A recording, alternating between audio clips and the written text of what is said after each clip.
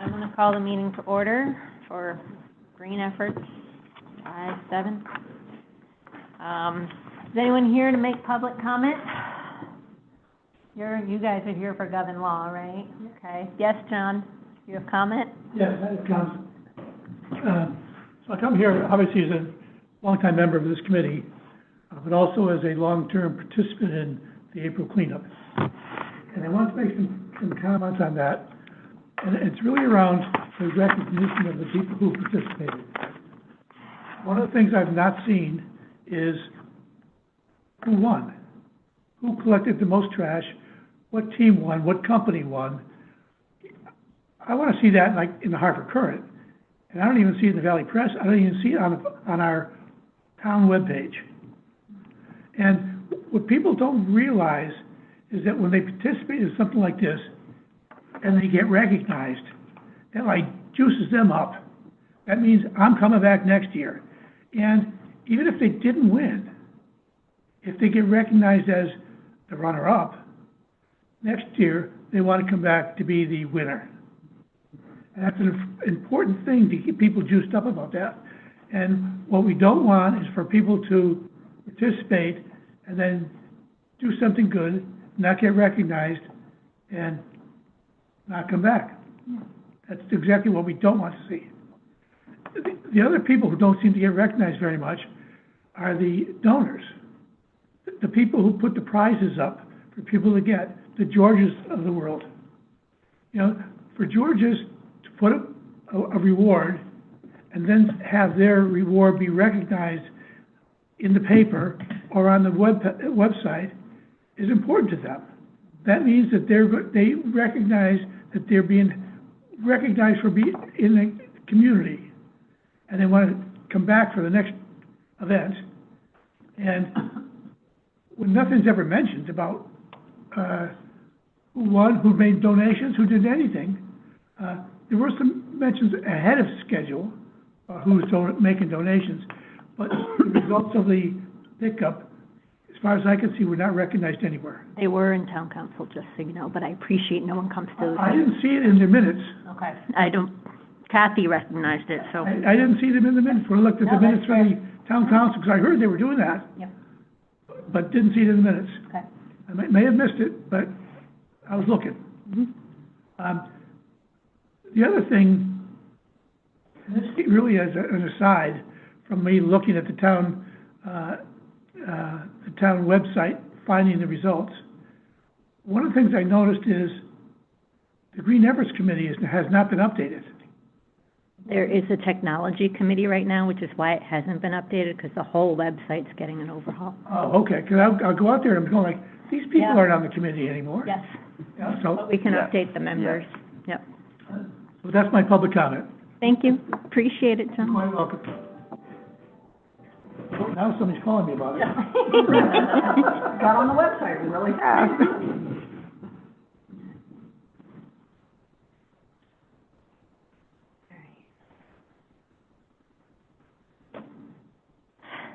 All right, next is, we don't have presentations, we'll talk about that after. And to approve, can I get a motion to approve the June 2nd meeting minutes?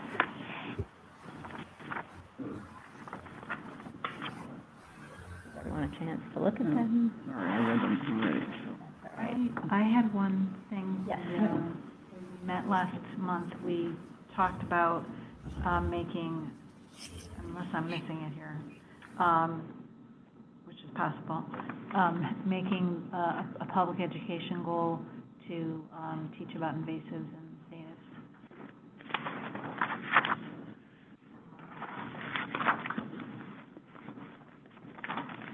I gave you the piece I wrote, didn't I? Did that go up on the? It's pinned on Facebook, yeah. Okay. So I think that, I can add it in, but I thought we had,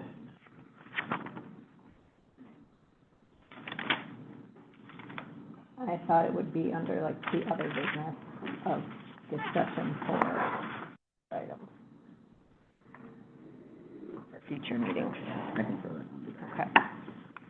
I think because I put it at the end of Mary's presentation, Mary was looking to host a walk in the fall along with website and library presentation, and then I forgot to put it under 10 minutes public first, education. and then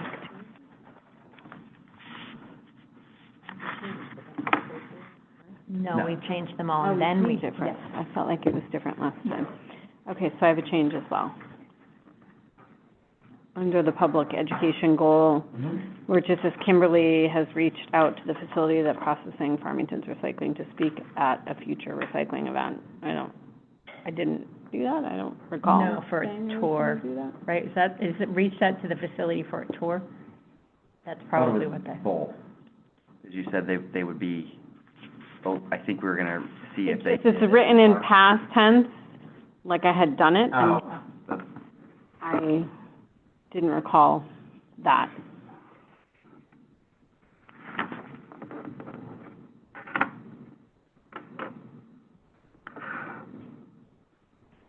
That's right, we had talked about having a future education event, see who could come to speak, instead of having to line up deep, who has the minimum number.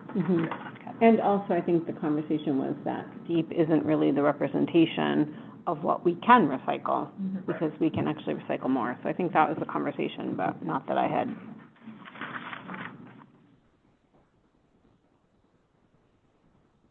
Any other changes to the June 2nd meeting minutes?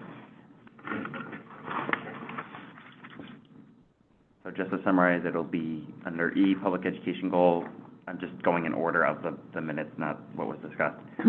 1, May 20th recycling event, Kim Hadinger will reach out to the facility, and then add 3, a future invasive species, public education event and goal.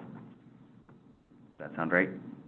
Say the last part again, future, and, I'm gonna add, invasive species under the public education goal, to have a future public education event, and a newsletter, I think, too, that we had discussed for the fall. I will, I mentioned maybe taking doing a walk, and then Okay. you mentioned that. So I'll just Yeah. copy what was at the end of the presentation section. But I was saying that I don't know, maybe not making sense, but that native plants and invasive plants would be a public education goal in general of the committee. That's what I was. Like number 3 under E? Yes. Just in general, that we decided that that was an important topic that was included in our goals, education goals. Mhm.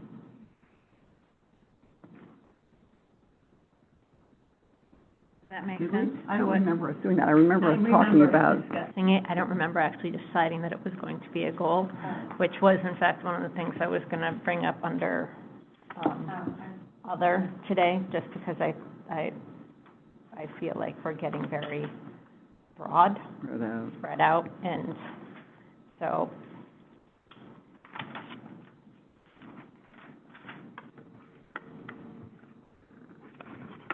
oh, just one more thing. Kimberly will reach out to the facility that processes. Thank you. Processing.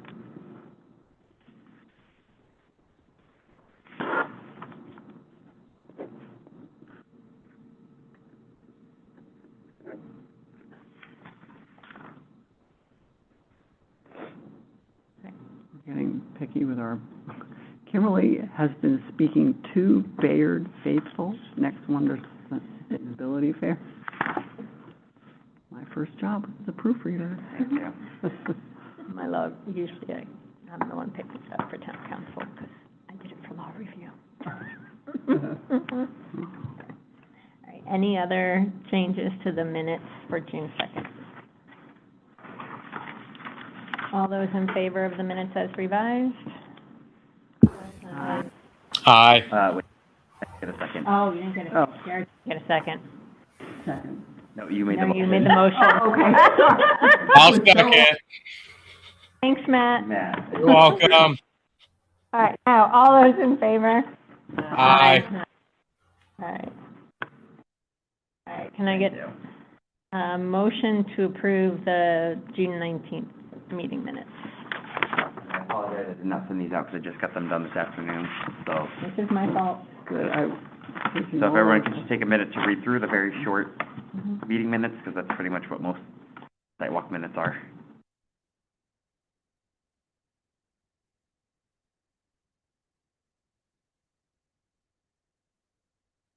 I think just the B has to go, like, Yes. B is blank.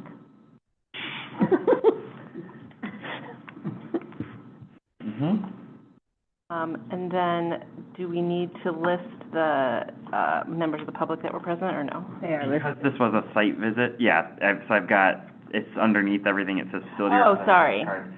It was just, sorry. And I don't know who Maggie was. That's just Maggie. Okay. She's mine. Oh, right. She's like Madonna. She just has one name. I was able to figure out Justin's last name, and then Patty gave me Jan's last name, and then Maggie was the one I didn't have. Okay, thank you. All right, can I have a motion to approve the minutes? Motion. You can second it. Second. All those in favor? Aye. Thank you. All right. So, moving on to item E, the public education goal. Before we start, I mentioned this as we were discussing the minutes. We have two here now, and then we have a waste reduction goal, and we have a lot of future planning that we've been talking about with invasive species. And I want to make sure that given the limited resources of the committee, in terms of it's us, and the limited resources of town staff, because it's Garrett and Garrett and Garrett, that we are trying to make sure we focus, because I think we all have a lot of really great ideas about what we want to do, and I think in an ideal world, I really want to do all of them. I just want to make sure that as we're working as a committee, that what we are writing down as goals is feasible, and that way we can feel good about accomplishing stuff at the end. And I'm not saying that we can't add invasive species, or I just want to make sure that we're all on the same page about what those goals are. And then the other thing I'm going to add is what I would like to queue up, and probably this should go later, but I think it helps to preempt it for the public education for these goals, is next year's budget year is going to be really tight because it's a reval year, and there's going to be a lot of shifting of who's responsible for the taxes, and residential tax rates could be going up. But what I would like to consider is if there's something that Green Efforts wants that's a relatively small dollar value that could go into the budget that could make staffing easier, or adding something, that if there's something the committee wants. And I don't want to discuss that today. I'm throwing it out there as something that we should think about, because it'd have to be presented before the end of the year to the town manager if we wanted. What is the fiscal year of the town? What is the, July 1 to June 30th, and the town manager starts working on her budget late December, January, and then it gets presented to, the operating budget gets presented to town council in March. So when you say before the end of the year, you mean no? Calendar year. Calendar year. Yeah, calendar year. Do you have, I don't really know what you mean by things that would make Garrett's job easier. People power. Like staff? Yeah. You should put in for, Like West Hartford has two part-time people. but you consider that little amount of money? They're grant funded, so sometimes it's fine. It's all a matter of how it gets put into the budget and how we do it, or if there's room Who for would write the grant? We would write the grant? it. But usually, he doesn't have the time, yes. So, but as we're talking about the goals, as we're talking about what we want to do, I think that's part of the consideration is there something in the goal that could be supported better if there was something in the town budget for it. And in saying that, I'm not at all suggesting that it would pass or would come into the town budget, but we can't get it in the town budget if we don't ever ask for it. If I'm understanding correctly, that also means that putting it into the town budget and getting it to pass, we would be talking about next spring or early summer, that something like that would even pass. So in terms of hiring a person on, we'd be talking more than a year from now. July 1. Yeah. So 2 years ago, when I was looking into composting, 3 years ago, I talked to a woman in West Hartford who worked on that whole project part-time, and she was the one who wrote the grants, and I thought, well, So one of the things that we've talked about in town council is how we can better, and we've talked about it with Kathy, is how to write grants that also fund the staff person. Right. But, and my understanding from talking to Kathy is they've not been written that way in the past. So the idea is that, So if the position is going to be funded by a grant, what does it have to do with the budget? because the grant money still goes into the budget. It counts as Pay the in, person directly, it counts the as income. grant comes and into, then yeah. So, it's, The general When does the grant, when are those grants? Do we know when they're applied for, when they're available? Because I don't know. it doesn't make any sense to sort of like suggest to the town council that we want this position for this person, and then we've missed the deadline for the grant that we would suggest would pay for the person. I think what we need to do is figure out what goals we really want to focus on, and then see what grants might be available to fund one of those goals. Also, what is the state funding that we might? Right. And that's, there are state grants, there's pilot programs, and Mike D'Amico has talked with me and said he will do what he can to find legislative funds. Right. And would those funds come directly to us, or everything goes into the town's budget? They would So no go matter into the what town. we produce, They would go into the town's budget. However, when the town's budget gets the grant funds, they do get earmarked. what if we were able to produce grant money or some kind of money into the budget this year before next July, and it just gets earmarked, and we still wait till next July to get a person? Depend on how much Depends on funding. how much funding, yeah. And I'm throwing all this on Garrett right now, and he's giving me a look like, what are you doing? Because I'm trying to cue this up to say, as we're looking at this, let's keep in mind that we don't have necessarily funds to do everything that we want to do. So we need to think about what our priorities are, and then think about whether or not there's other ways to get funds for. Can we add funds to have composting at all the schools? Does it have to be a person? I would assume we could, yeah. I mean, part of my thought is, and I feel like some of this, But that would come out of the school, but if it's school side. The school budget item, it's not a town budget item. All the waste. All the waste for the school goes through the school So budget. is the deadline different for that? No, similar, because it's all part of the town budget. and in some regards, composting is a net zero conversation, because right now we're paying for the waste to get rid of the waste. We would be paying to get rid of the food waste. Food waste costs less than regular waste to get rid of, so why the heck do we need money to get rid of waste when we're already getting rid of waste? Matt's our school board person, right? And Sam said he's running late. So we can postpone that to when we talk about the school that specific comment to the school composting. I don't want to get hung up on grant funds right now. I just wanted to raise it as, if we want to accomplish all of this as a committee, we're going to have to think about other ways to accomplish it. Okay. Yeah. So I'm not sure that money is the only problem, and funding is the only problem, because I feel like we have a committee that is really willing to like dig in and work and do stuff and actually spend time weekly doing volunteering stuff. There just seems to be a mechanism that then kind of tethers us to what we can accomplish.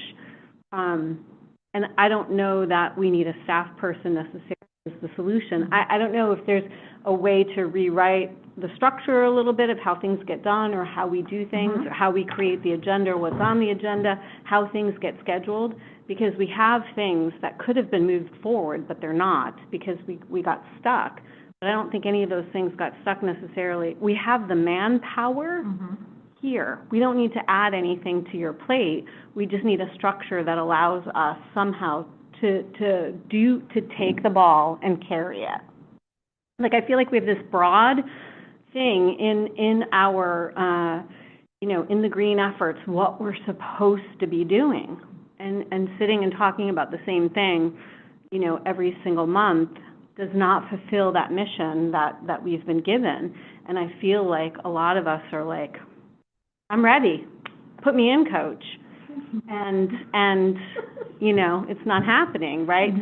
So how do we create the structure where we can grab that ball and run with it, and not, because you have the town council, right? There's people, and there's going to be times when I'm limited by what I can do, but Bree's not, There's times that we can run with something. So I don't think it's just a money problem, unless the red tape is so strong that there's no way around the system of how we function. I think writing a grant can be more complicated, at least in my experience. And I have no idea. I've never written. Have any idea what is involved with that? But I think it would be helpful if there were somebody on board who had some experience with doing that. And I don't know. Maybe we pay for that person out of our little pocket of money. I'm not sure. I think we just have to decide what it is we want to work on. Personally, I would like it to be compost, but I'm sure there are other issues that I would like that to be townwide, not just. Agreed.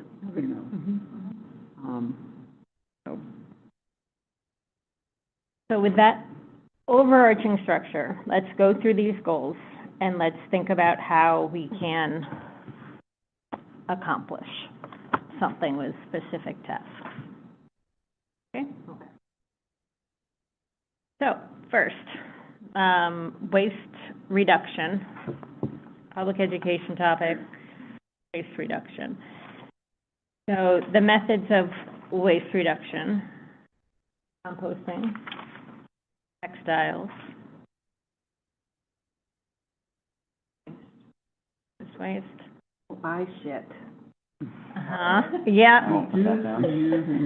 Thank you. Reduce.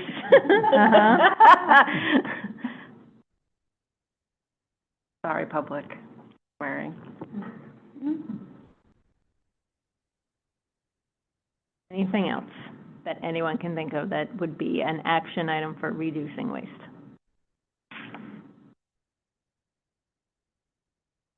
Can I just ask a question? So I know we're talking about public education, so underneath is like a goal. So are we talking right now about our goals of what we were trying to accomplish, or we're talking about? I think it's that maybe Garrett and I can talk about a way to restructure the agenda so we're not kidding public education goal, waste reduction, and then waste reduction goal. Electronic waste. Yep. So I think from a public education perspective is one component, and then the second component is how do we actually achieve waste reduction? Yeah, or metrics, right? Yep. So, KPIs, what are we trying to do? What's the number? What did you just say? Like the key performance indicator, what's happening right now? What are our numbers right now, and what do we think we can get that to? And then we're using public education as a way to help achieve that goal. Yeah, it feels like for sure these things should be flipped around. Like, we know what our goal is, we determine a goal, and then we talk to figure out how to get that information out to everybody. Yeah, because that seems to me to be the main problem. I mean, we've written for the newsletter, we've done, events, and I'm not sure that many people. I mean, it's like we're preaching to the converted. How do we extend our? Well, I think being there on Friday night at the fair was huge. They're very busy. Huge. It's huge, right? So, but I think a theme that I heard was people had no clue we existed. Green Efforts Committee. Correct. In the town of Farmington. They had no idea somebody in Farmington was working on that. Right? You kind of heard that a little bit on Friday when we were tabling? Yeah, I mean, there were a lot of people from Avon as well, because of the Yeah. joint thing. And they had questions. They seem to understand, the need for, preventing invasives, but, No clue how to do it, yeah. that was the number one question. That was the number one question. I think I guess it's the mechanism, like you're saying, about how, I wondered if one of the mechanisms, just of whatever the goals are, we divvy up, one per month that is the theme of a Facebook post, and I know that's not everybody, but you have like 500 followers, over more than that. Yeah, we're like close to 590, I think. So- Don't say me, it's not me. Well, I mean, but you're the one doing the work. So if we use that to pick a theme per month that is, whether it's about textiles or whether it's about composting or whether it's about protecting our watershed, by, people understanding that what runs off their property, affects their water quality, or whatever, and even from the town's point of view of what you're seeing that you have to deal with that you would like people to have more understanding of. And that's a simple thing. We could each take a month or 2 months and create something with a link. That's one form of public education. Garrett, who manages the town's social media?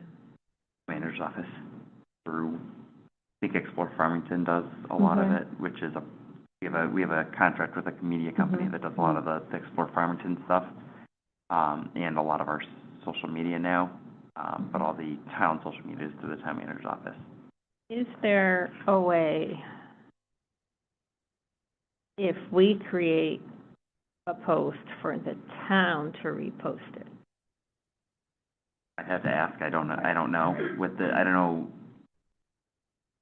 it might be that it's shared on the town page and then reposted to the grid, just because that way it's coming from I don't think the town usually. Right, yeah, I mean like repost. a reshare. Yeah, I That's don't what think I the mean. town I don't usually mean a reshare. repost. No, Yeah, the okay. same, Okay. I think it's the same thing, you're reposting it to your own page so your followers see it. Actually, I once sent Kathy Blonsky something on Dark Skies, and she posted it to Right. the town website. So, yeah, so sometimes stuff gets posted, I don't know if we necessarily will repost other posts. I'd have to look at the, Thing to be posting about us, I'm sure we could find other people who. May I? Yes, make yes, a please. I feel like I could explain a plan, but I want to preface by saying that I'm new. I don't know what's already been done, so excuse me if I'm like stepping on toes or whatever. I would start by researching the grants and the priorities of the available grants and seeing which ones overlap with our existing goals. And we might actually learn that a new goal or one of our goals is actually really like aligned with an existing grant that we could go for if we wanted to. Or it would just let us know what like the outside world cares about so that our committee can try to align with that. So that's what I would do, make like a report and actually compare. And I'd be happy to volunteer to be the first researcher. I've done grants for institutions, foundations, but not for government stuff. I also think in parallel, we could find out the current statistics, like you were saying, about how many people are composting, what's the volume, like are people actually recycling, whatever, maybe we already know this. And then that would give us some things to measure so that we could come up with our basic strategy of how we want to achieve goals that we've already set. I think the calendar idea is really good, but that's a tactic that could fit into the strategy. But kind of the main thing that I noticed from volunteering at the awesome time that I had when we had the best table at the entire We did thing. have the best table. You did, yes. Wanted to talk to us was that I, as a committee member, I wasn't on message with everybody else, and I didn't know what to ask people for. And so there are different asks that we can have related to public education, like sign up to learn more, or follow us on Facebook, but then there are also actions, like on this month we have e-waste month. This is the action we want you to take. And so I think if we know what our goals are, write up a basic strategy of what that is, we develop a calendar, everybody's on message, everybody knows if you meet anybody in the community, I'm a member of the Green Efforts Committee, sign up with us, follow us on Facebook, this month is e-waste month, recycle your whatever. We're all saying that. You know, that's probably the core of what we could be doing. And then from there, we could do things like get the town to retweet us, find the most followed influential high schooler and ask them to retweet us or whatever, you know? So sorry if I'm like taking up too much space, but No. that's kind of the process that No, I would think that follow. process is great. I think we still need to go back to number one, what are the goals? What are the goals? Yes, no, Because I think that, that's absolutely what we have to do, but we actually don't have any goals. I thought we had some. Waste reduction and composting. Well, that's all in the same bucket, right? I think we, Different kinds of waste reduction, yeah.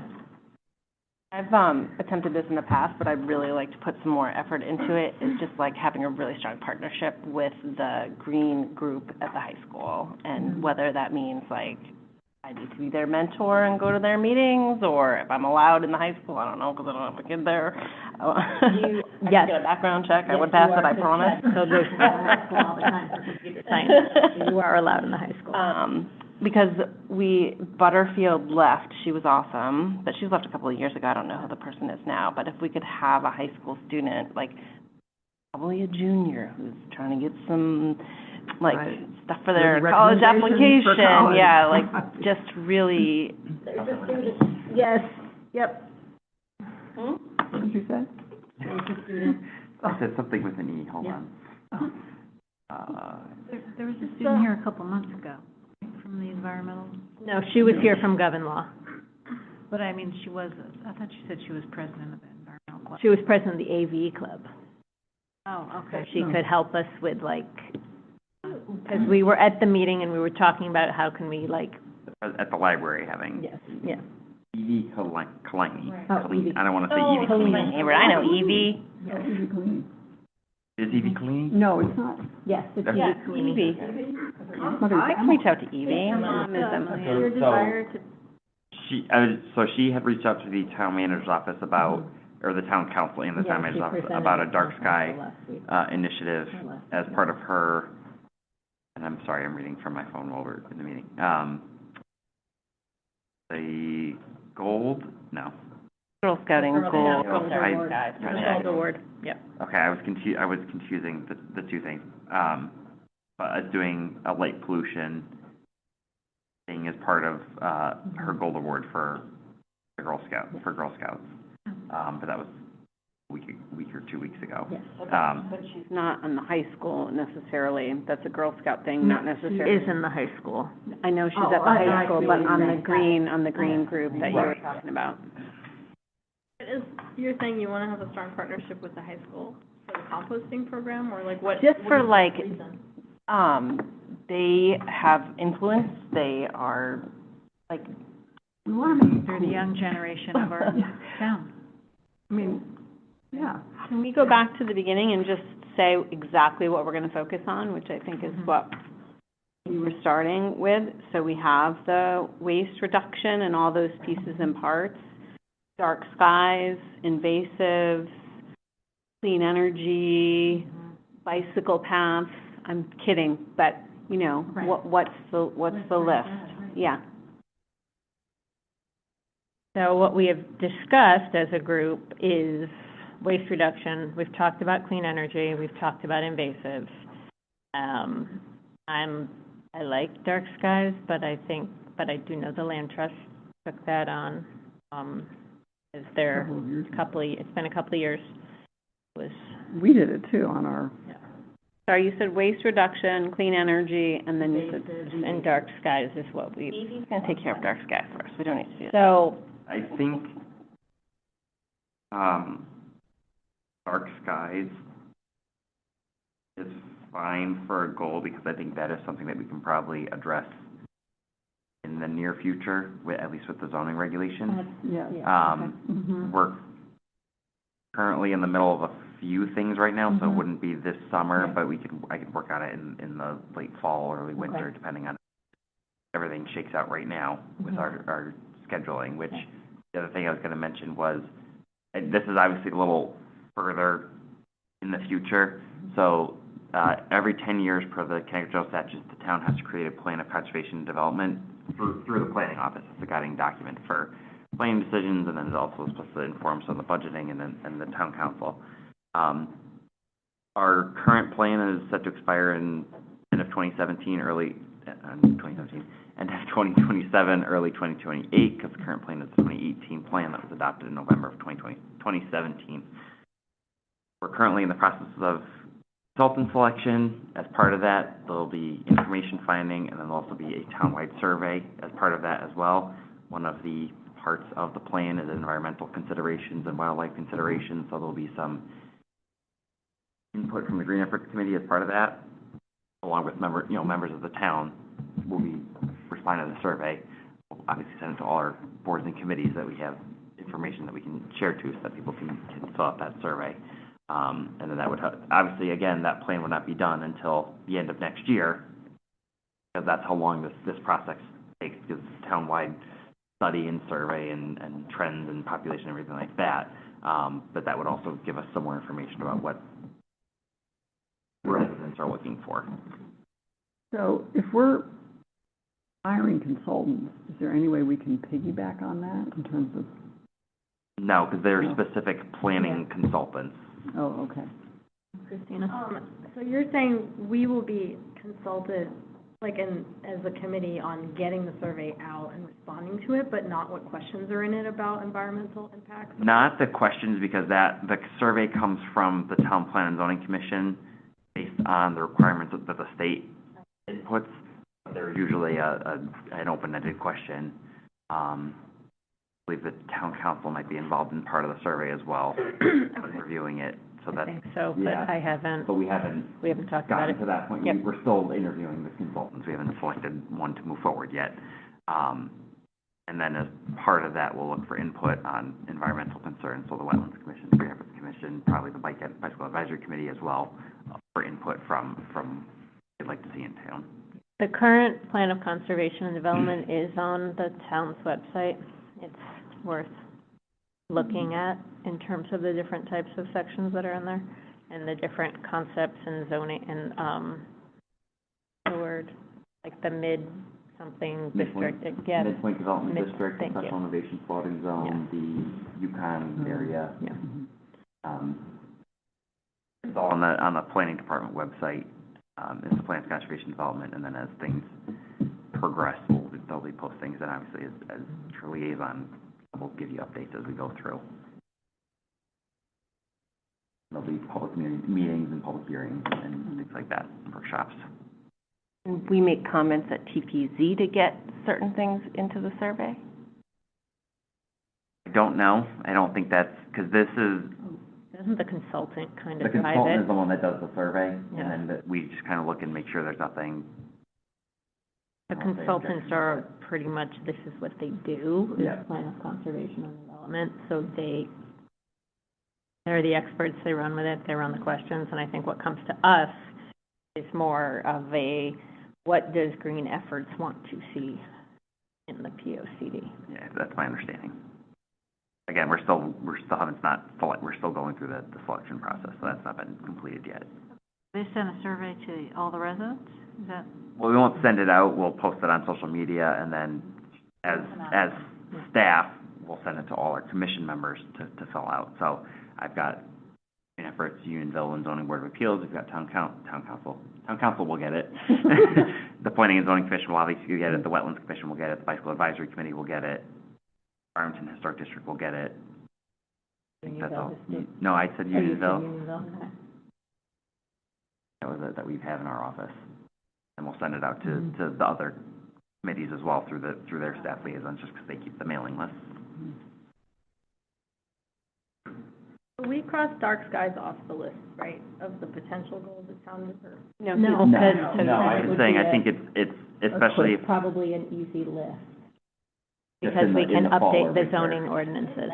Anything within green efforts around insects and animals, or is that under the green view? I mean, how so? What an animal, what did you like say? insects, animals, I mean, insects like, and you know, I'm all for You mean invasive. habitat loss? Yeah. Like biodiversity? which Habitat is- loss, biodiversity, like Yeah. animal Invasive. passages, like all that stuff. Mhm. Is that, I mean, that is one of the major, Didn't you and I, like, 4 years ago? Right. Because when I was last on the committee, Mhm. we were talking about revising the vegetation ordinance.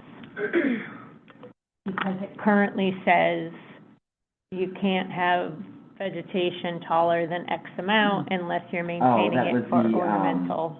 The property maintenance ordinance, that's the Yes, thank townwide you. ordinance Yes. through town council. Yes. Of, looking at amending that to allow for, We did that.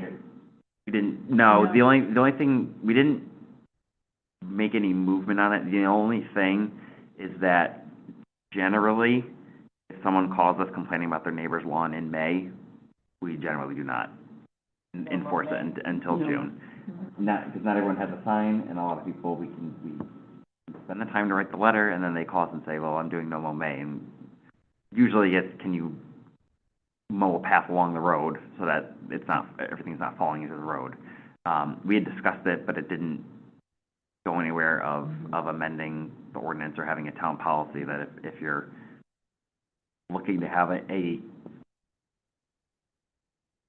area of your lawn be native and naturalized, that would not be an issue. Current ordinance says, vegetation and weeds that are greater than 1 foot that aren't planted. I don't remember It's the. ornamental, and I think like vegetable garden type concepts.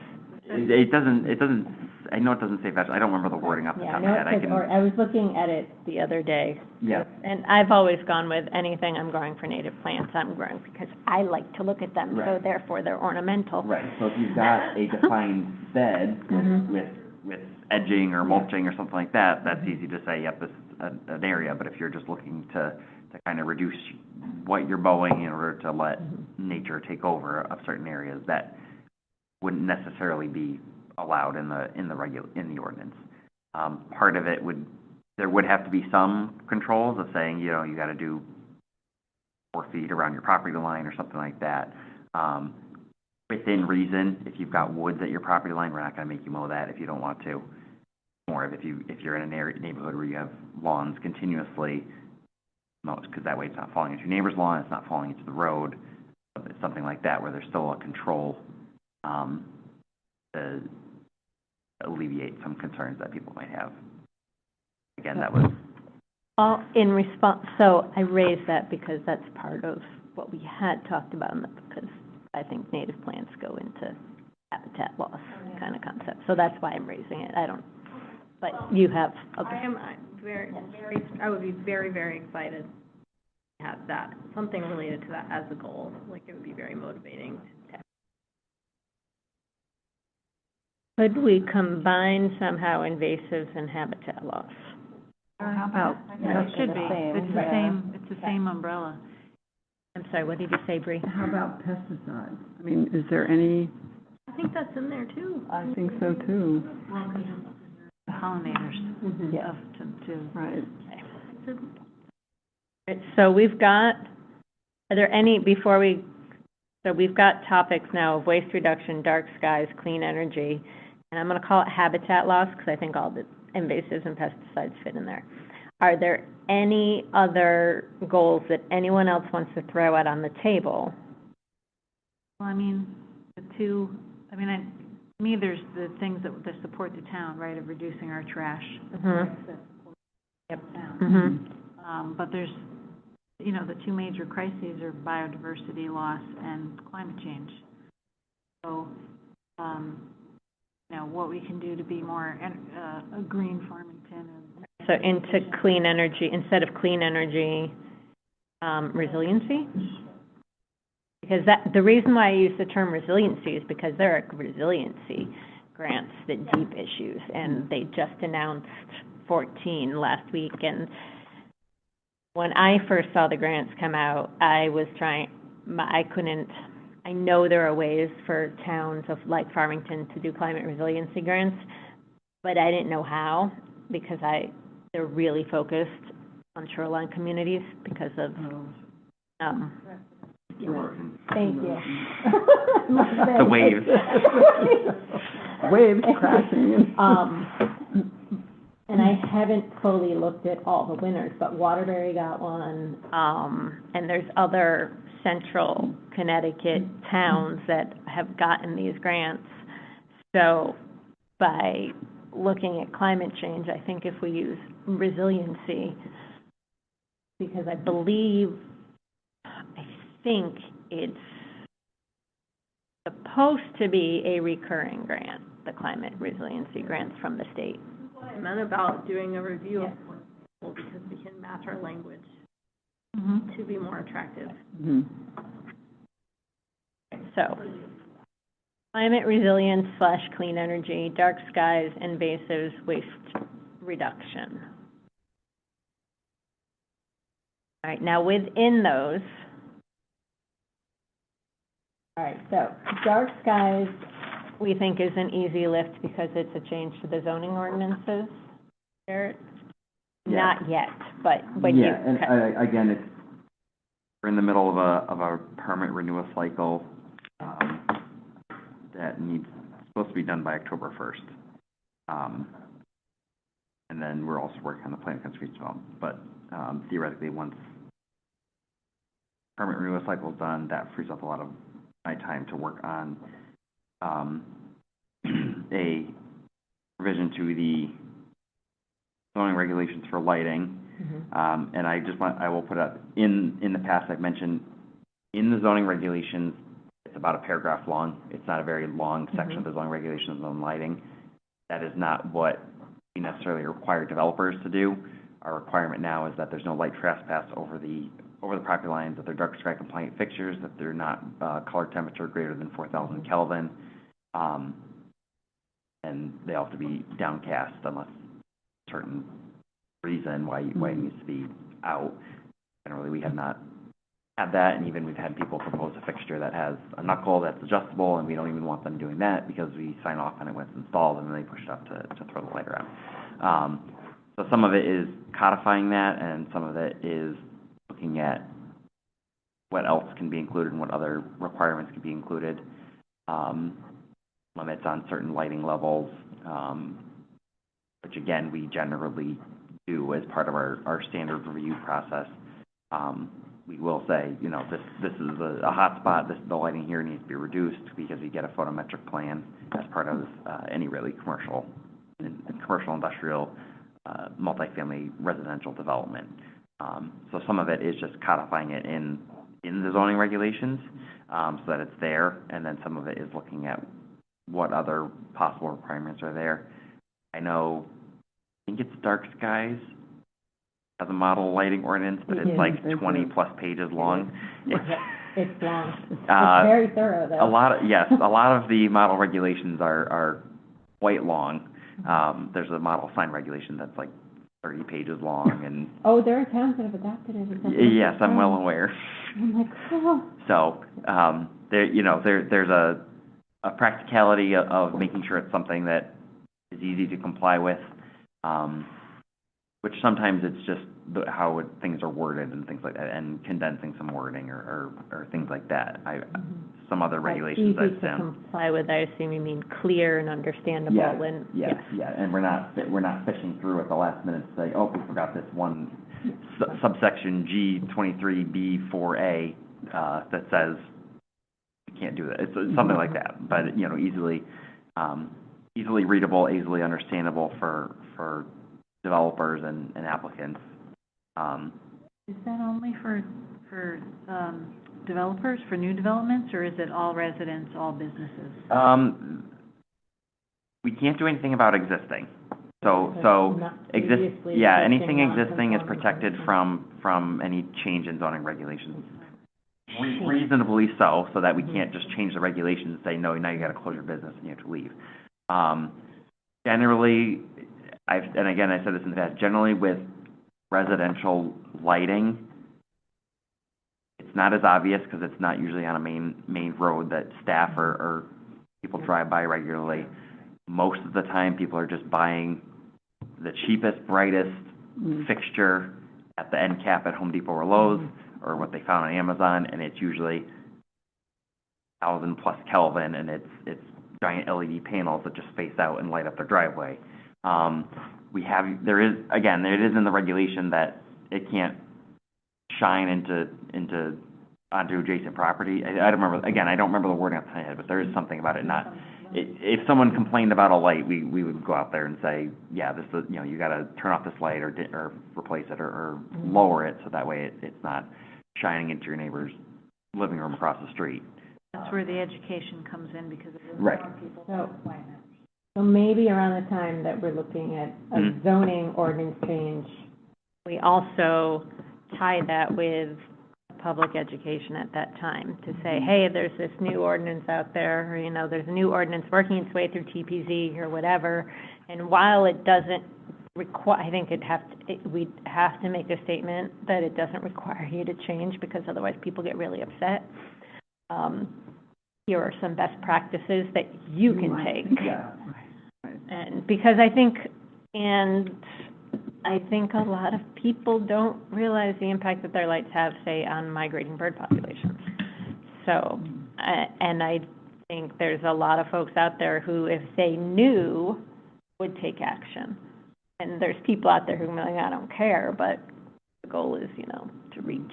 And we can really utilize Evie, because that's her project. I think she asked both of you also to be mentors. So I think there's 4 of us here that can use her to help her get her gold and do our work for us. All right.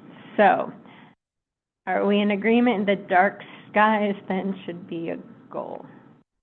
But we're going to hold off on addressing it as a goal until... Yes, if and what I have said in the past is, if someone wants to, if someone's interested, they want to find some information and share it with the committee and myself of what other towns have or other states have for requirements, I will take it, because whenever we do these zoning regulation amendments, we usually pull together a lot of research to back up whatever we're proposing to change, so that there's kind of a basis in reality, but we're not the first one to do it. That this has happened in other municipalities or other states, that these regulations have been implemented. It's not necessarily you need to provide a metric of say, oh, they implemented this and there are less reported bird deaths or something. That's not necessarily but showing that it's something that other communities have implemented. I'd be happy to do that, because I already did a piece on it. I may have my notes, references to other sources. Right, So, right. I don't understand the mechanism of influence. So you're saying, Bree will research and provide information to us and you on dark skies and what other towns are doing, and then you take it somewhere and try Yeah, so then I will draft as our liaison there to influence them to do it, or because we're the staff liaison. Yes, I'm the staff liaison. I work for the town planner, who's the staff liaison for the Planning and Zoning Commission. I do a lot of the regulation writing, so I also work for the Town Plan and Zoning Commission. I'm just not their listed liaison. Most of the time when there's a text amendment, I'm the one writing it and I'm the one presenting it to the Town Plan and Zoning Commission, because I'm one of the ones that is tasked with implementing and enforcing the regulations. So I need information to help me draft that regulation so that it makes sense, and then again, that there's basis in reality of what's a reasonable requirement. So there are organizations that say, well, this is the recommended lighting for an ATM, this is the recommended lighting for a gas station, this is the recommended lighting for a grocery store, for a parking lot, for retail, and pulling that together and saying, we don't want to blanket hey, you're limited to 30-foot candles, that we usually limit to 20, and that's usually under, that's the height. Person. Yeah, he does everything. Yes. To get something done. Yeah, it's ultimately the town planner's decision what goes forward, but, It's not going to somebody else to vote or something like that. Well, Well, so it is, yeah, so yeah. our Well, goal, then you're my new best friend. We're giving him the information so Yeah. he can take it to P and Z, and then P and Z has to vote on it. So the idea is, if No. TPC votes on it, that's not to say yeah. I don't present a draft to the Green Efforts Committee, and you say, yep, we would like to, provide a letter of support to this text amendment, because every regulation amendment is a public hearing, because it affects the whole town. We send it to the council governments, the adjoining towns.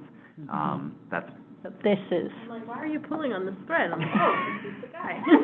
yeah, Okay. so, it's a public, and I've mentioned that in the past, that someone wants to pull together some information for me, so that way I've got it, and again, I'll put it in a folder, and then that'll go with the lighting regulation as we draft it and things like that, and then again, I'll present a draft to everyone here, because it's one of your goals, is to adopt dark sky requirements or lighting requirements. So those lighting requirements are on the website, right?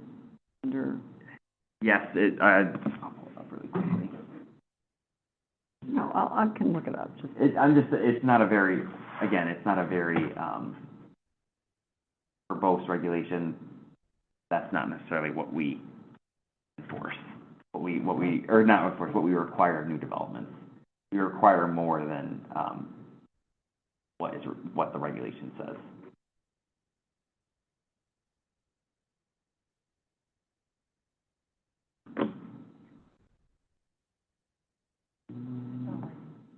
Okay. Like I said, this is the extent of the lighting regulation, as it's written in the zoning regulations. Okay.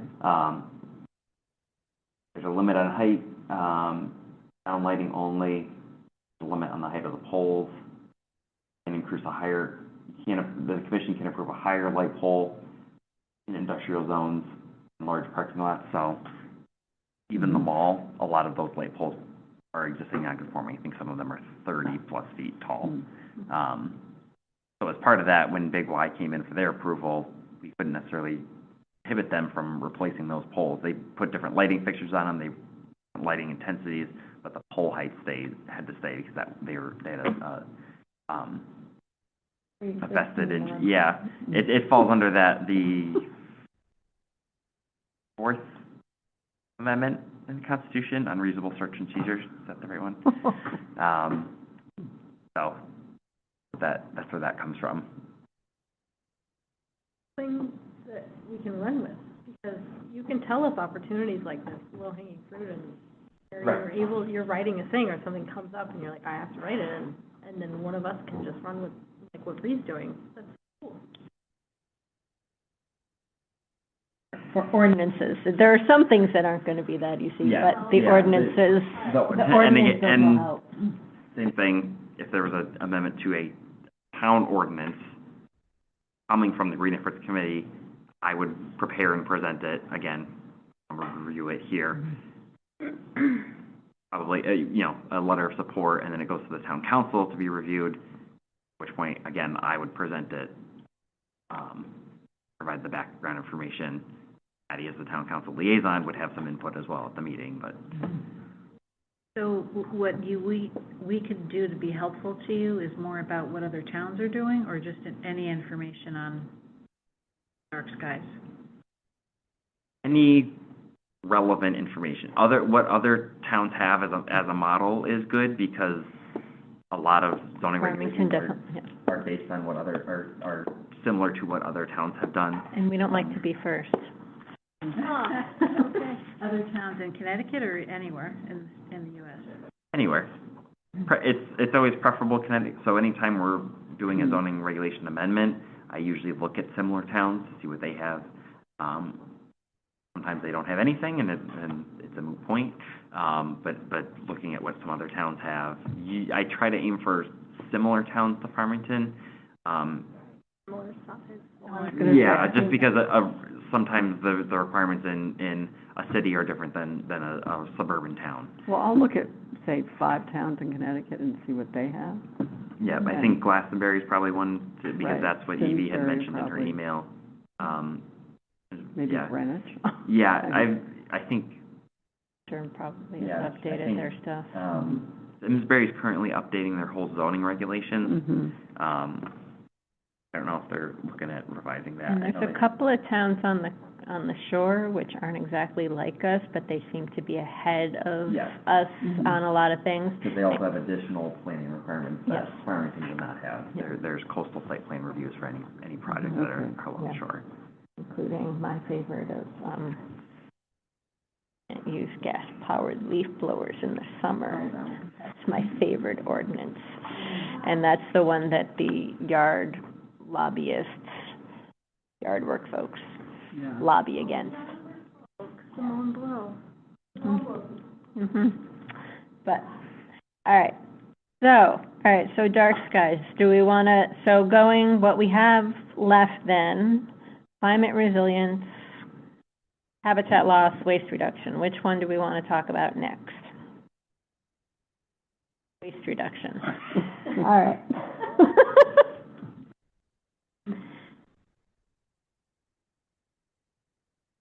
This is something the committee has been working on, and other than getting the textile recycling and the composting at the schools and the cleanup,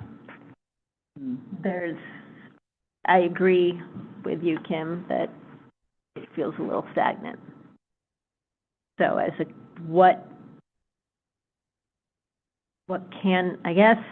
what can we accomplish? Research, somebody who came and talked to us from, West Hartford and talked about the composting that's there and how it works. If it would help for the committee to learn more about that and research it, or? I can say that there's support on the council across party lines for composting that is not mandatory. I don't think it's mandatory in West Hartford. Right, it's not. So- Some Yeah, then you towns take that- your stuff then somewhere, you don't you? take- So we could get, Nicholas from USA Waste. They would come, they have come up with a prototype. There's 2 bins, so West Hartford has those Metro, they're made by Metro. Those bins that 100 bears could not get inside. Yeah. Not yet, at least. Which I think is much better than it was last time we talked about it. But Nicholas would come and with his team, they could talk about, so those Metros, I don't know if anyone has seen those. They look like a library. In West Hartford, I have a picture of one. Metro, North. no. Metro B. I don't know, Metro. Compost. But here's a picture. It looks like you could put your library books inside of it. It could be right in the front. No. Oh, okay. He's got one It up there, looks like too. a, Yeah. So this one, that West Hartford has, could literally be like in front of the library, it could be in front of town hall, so they could come talk to us about it. Metro has a 6 to 8 week wait right now from when you order to getting these. Okay. But USA Waste has come up with they've come up with a prototype where they're making them themselves now. But theirs look a little bit more dumpster-like, perhaps. I have a photo. But it doesn't matter. We could have Nicholas come and talk. So this is sort of their, I don't know if I can get this open, or if you want, you can just see it. It's more like a dumpster that has 3 68-gallon carts that go inside of it. So it has 3 openings on the top, and then the carts go inside. But I think if we're talking about trying to get townwide composting, the first step would be to have the company that is highly motivated to make this happen, to work with all towns in Connecticut, that already has a relationship with towns. Now, is the USA Waste, is that just open, you just open the lid, or is there the same? Because I know. USA is the one that does it in West Hartford. Okay. So they're the hauler. So they work with Metro, that, Okay, I thought Blue Earth was the hauler. It did, I think it did They change. got bought when we were at oh, that. they did get bought by Blue Earth now is with the Quantum in Southington Bay, Okay. yeah.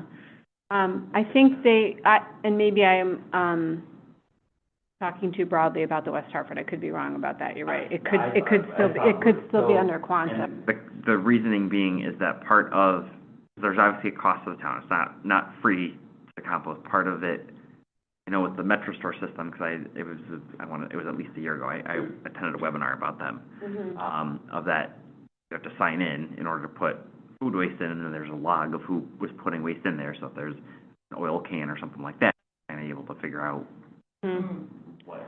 Yeah, I tried to, Contaminated with recycling.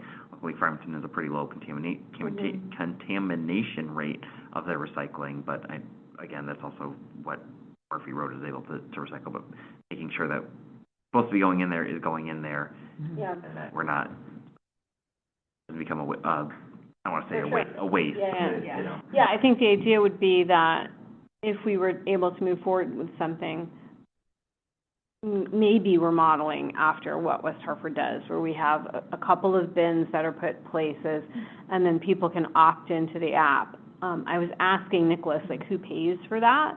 Are the residents paying like a subscription for the app, or is that all in the town? He didn't know the answer, and that's why he said he would be happy to sort of gather his team and come to a meeting and give us all the details of cost and how it works, mechanisms, all that. Yeah, and then I think it also, the issue in front is just where are they gonna go? Because I know. If it looks like that, it Right, I think- could be anywhere. Right. If it looks like a dumpster, then it's a problem. Right, it ends up being what town land is, I don't want to say town land, but what areas are available, and I think the idea might be to try and locate two, maybe, and again, we talk to him first, we see what the cost is, who's paying the cost, if we have the budget, if people are paying it. in Farmington, you probably need at least two, one on either side of the river. Yeah. I mean, just almost like, not a pilot, but to start with two, and then people know who they are, and then see what that is, yeah. Yeah. It's a concern that you don't, it's a change in behavior. You're asking people to change what they do, and they're not used to driving to a dump, or they have to put a container in their car and go and. Yeah, that's why if you can get people I know. to put it right outside their door, it would be fabulous. When I talked, at the library, I tabled at the library, the Makers Fair, there's like thousands of people that came there. And a theme that I sort of got over and over again was, as soon as the town pays for composting, I'll take it out of my trash, kind of thing. So, so again, but maybe talking to Nicholas is the start. If this is one of our goals, that gives us the information that allows us then to take the next step. Does it end up paying for itself because it's reducing? Because we're paying for waste right now anyway. Exactly. Yeah. Our, waste hauler contract expires for the next year. I think that's what Keith told me, because he was on the committee. He was on council when it was last signed. What Nicholas did say to me is, that the food waste right now is a separate, and it tends to be, it is under this no bid, kind of like, because so few people are able to do it, so that regardless of if we're with one company as a town for waste, we could go with another company. You know. Good question. For when we all got our bills for our trash, is it based on your house value, or does everyone gets the same bill. Everybody gets, no matter how many people in your house, no matter what. Yeah. And if you've ever seen people that have like the smaller bins, they're paying the same amount too. Yeah. Crazy. Because they were offered to folks who didn't want a big, heavy bin. Right. I think the benefit, Kim, of a system like this is that it allows apartments and condos to participate. Whereas a townwide would not, because we don't collect it at apartments and condos. Yeah. And then the apartments and condos could decide they want them in their parking lot. Well, they could. They could. So to me, step one of us figuring out how we start to make that goal happening would be having Nicholas and the team come to present To us? with money. And I would suggest Right. that we invite How much does this Mike cost? D'Amico to that meeting. Okay. Because he's very, every time I see him, the number one thing he says is, I don't understand, Patty, why Farmington didn't try to get into the composting pilot. Well, every time I see him, I say, I really want to do composting. He says, let's do it.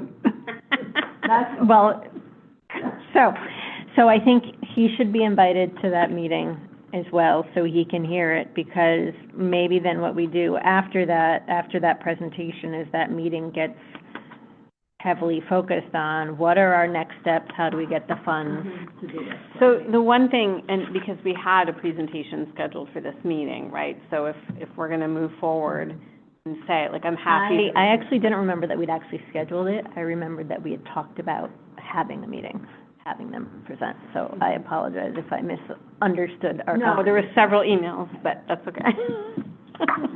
So, it's just, if we move forward and we're saying this is our goal, and then we say, like, okay, we're gonna invite D'Amico, and we're gonna invite these guys, then somehow we have to have that mechanism instead of me having to cancel Mhm. after we've done an invite. Can we just say we'll put it on the agenda of September, assuming they can be here at that time? Yeah, are we having a meeting in August or no? We have one on the agenda. It's on the schedule. It's there. Will we have a quorum? Will we have a quorum? I'll be here. I'll be here. I'll be here. August. August, first Tuesday. Look.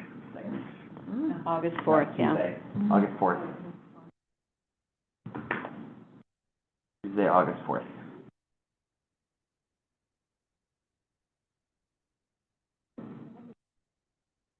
Maybe, We usually cancel either the July or August, just 'cause. Yep, that's in my calendar. yeah, I mean, sort of that's the thing. So if we say, okay, we have a meeting in August 4th, and I'm happy to be the liaison because I already, am on with Nicholas. I'm happy to reach out to D'Amico and to Nicholas and say, hey, this is what we'd like to do at this meeting.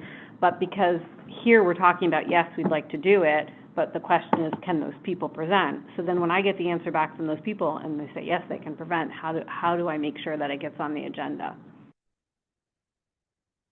That's what happened this last time. We, in the meeting, decided to have Pace present. Oh, I didn't remember that. I know you were talking to them, but. I remembered it. I remembered it the same way as you do, Bree, so. So to your point, to make sure it doesn't happen again. Yeah. Yep. Well, I mean, if we decide, I don't know, is it possible if we decide they would either come August 4th or September, whatever that date is, August? If they confirm they're available May 4th and Kim emails you to say that they're available May 4th. August 4th. May, sure. That's a lot of notice. Should we give them two choices if they, so then we don't have to keep going back and forth? Is Well, that not, does Or that September mess you 1. up on the? no, that's not. If Patty can give you Also go ahead. Our next goal that we'll probably talk about is clean energy and Yes. resiliency, which is probably more in line with ACE, Mhm. Association for Clean Energy. Well, would we So- want to have so- a meeting with people presenting? So if Mike D'Amico was here, would we Mhm. just make him stay for the whole meeting? Oh, in other words, have two presentations in one meeting? One meeting, and then have September be the like, okay, we have all this information, we've been able to process it now, and here's how we want to move forward, or something, I don't know. I know. I think one, Yeah. because I think one presentation, and then we talk about the presentation at that meeting. Okay, all right, Yeah. get excited, Mhm. goals together. Right, so if you want to confirm with, and again, it's summer, so one of them may not be available. I feel like Nicholas will come. Okay, I just would have to know. I'll send him an email tonight and say, this is the date of the meeting. What time does he come to present? If it's the presentation part, he's here right at the beginning, so 7 PM? Mhm. Okay, so then if I email Garrett, that's an automatic, so we're saying Yes. yeah. that it goes on the agenda. You want me to be in touch with Mike? I don't mind doing both, because if Nick says yes, then, I actually gave Mike your name and told him that you might be the one who reaches out to him. Well, because I ran into him at the 250th, and he's like, composting, and I'm like, waste reduction. I'm like, you'll hear from me, or you might hear from, and then, that was kind of how, because I I figured, recently emailed him to thank him, because he came to that other meeting about the, that thing, the station. New Britain, Batterson Park. the truck Noble stop. Energy. The truck stop. Yes, he came and spoke at that, so I emailed him afterwards. Sorry, that it's like over there somewhere. What is it? From The Shining. Danny's not here, Mrs. Torrance. all right. Kim, do you have Nick's last name? Yeah, maybe. I took a You can picture of email his me, card, that's actually. I have those. Spellings is also, having spelling. Thank you. Oh, I'm sorry, Bree. and he would be coming with Daniel, who's like so Nicholas is like the food waste specialist, but Daniel would be like the kind of manager that, of course, I don't have Daniel's name anywhere handy, but. Just confirm, they'll be in person or online. Okay. Because if they'll be online, I can put their email right in the Okay. invite.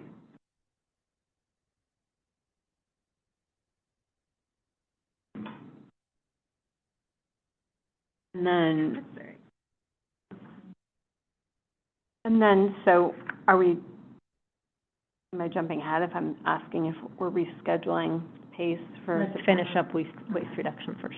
Okay. All right, so we're gonna have this, I think, if we're going to decide as a committee to take on climate resiliency, habitat loss, waste reduction, dark skies, my suggestion would be that we don't overextend on any one goal, and that for now, then waste reduction stays composting. And then when we get through the composting, we add another component of waste reduction to it.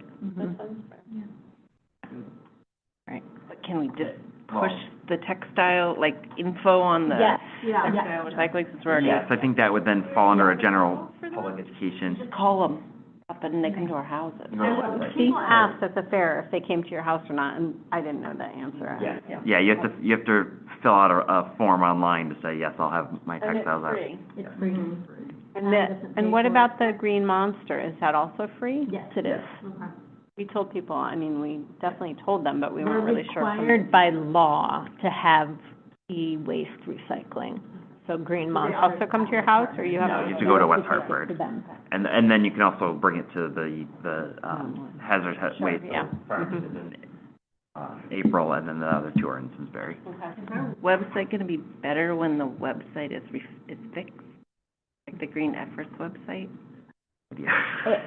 Bruce Polsky is all over this, like every single thing on the website, so I can ask him, Of course, we just made you know. how many magnets with, that directs them exactly. Right. Well, they weren't that Is that expensive. changing? Yeah, true. Next time, let's do QR codes, because you can swap out the link behind it. Ooh, QR it is code. a QR Well, code. then, you can just edit the QR code, go to a different link. You can? Well, depending on how you set it up, but that's the thing. Nerd. The QR code is, I'm wearing my glasses. if so- the QR code is printed on the Yes. magnet, and somebody has that magnet in their house. Go to the website where you made the QR code. Yeah. And you change where Okay. it points to. If it's set up that way, you might Okay. have chosen a way to make it that doesn't have that I did it in capability. Canva. Want to email it to me? No, I mean, we can wait, we can wait and. Yeah, nothing's changing right now for the website. My brain I is think trying to it'll be wrap okay. around that concept. So so our goal is composting, but that doesn't change necessarily that our public education topics Right. might still push out onto Facebook, hey, there's textile recycling. And then if we want to have an event in the fall for recycling based on Fort at Murphy Road, Right. that was something we Right. talked about. Right, we could still do separate presentations, but I'm That's more thinking, separate than this this, because this is more of a These are like project Yeah. versus, action items versus, yeah. versus an actual education topic that is gonna be, is mainly, this is the talk and this is the information we'll provide. Okay, so just to confirm, so waste reduction, we're focusing on composting. Townwide composting is the goal, but when we do public education, we can include other information. And when we're talking about townwide composting, does that then also include the schools that currently don't have it? I would say yes. I would say yes. Okay. Me and Bree say yes, so. Townwide, yeah, townwide.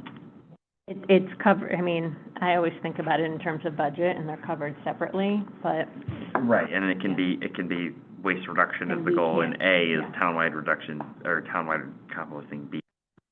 and I can say, me on town council, I cannot tell the schools what to put in their operating budget. Matt on the Board of Ed. Yay, Matt. According to the speaker, Matt.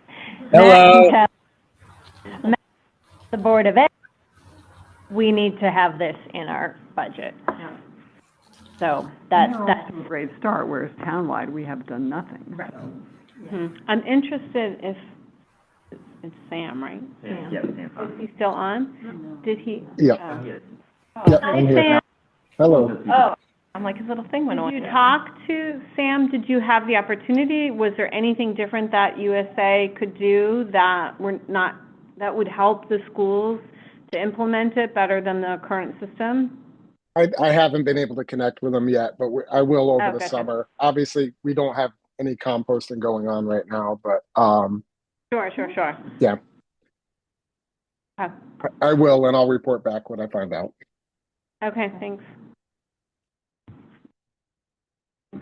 And then how, does Matt, do you have access to the information about how much more it costs to compost at the schools than just haul it away as trash? Like, how's that? That's more of a Sam question, 'cause- Okay. so Sam is the facilities, director of facilities?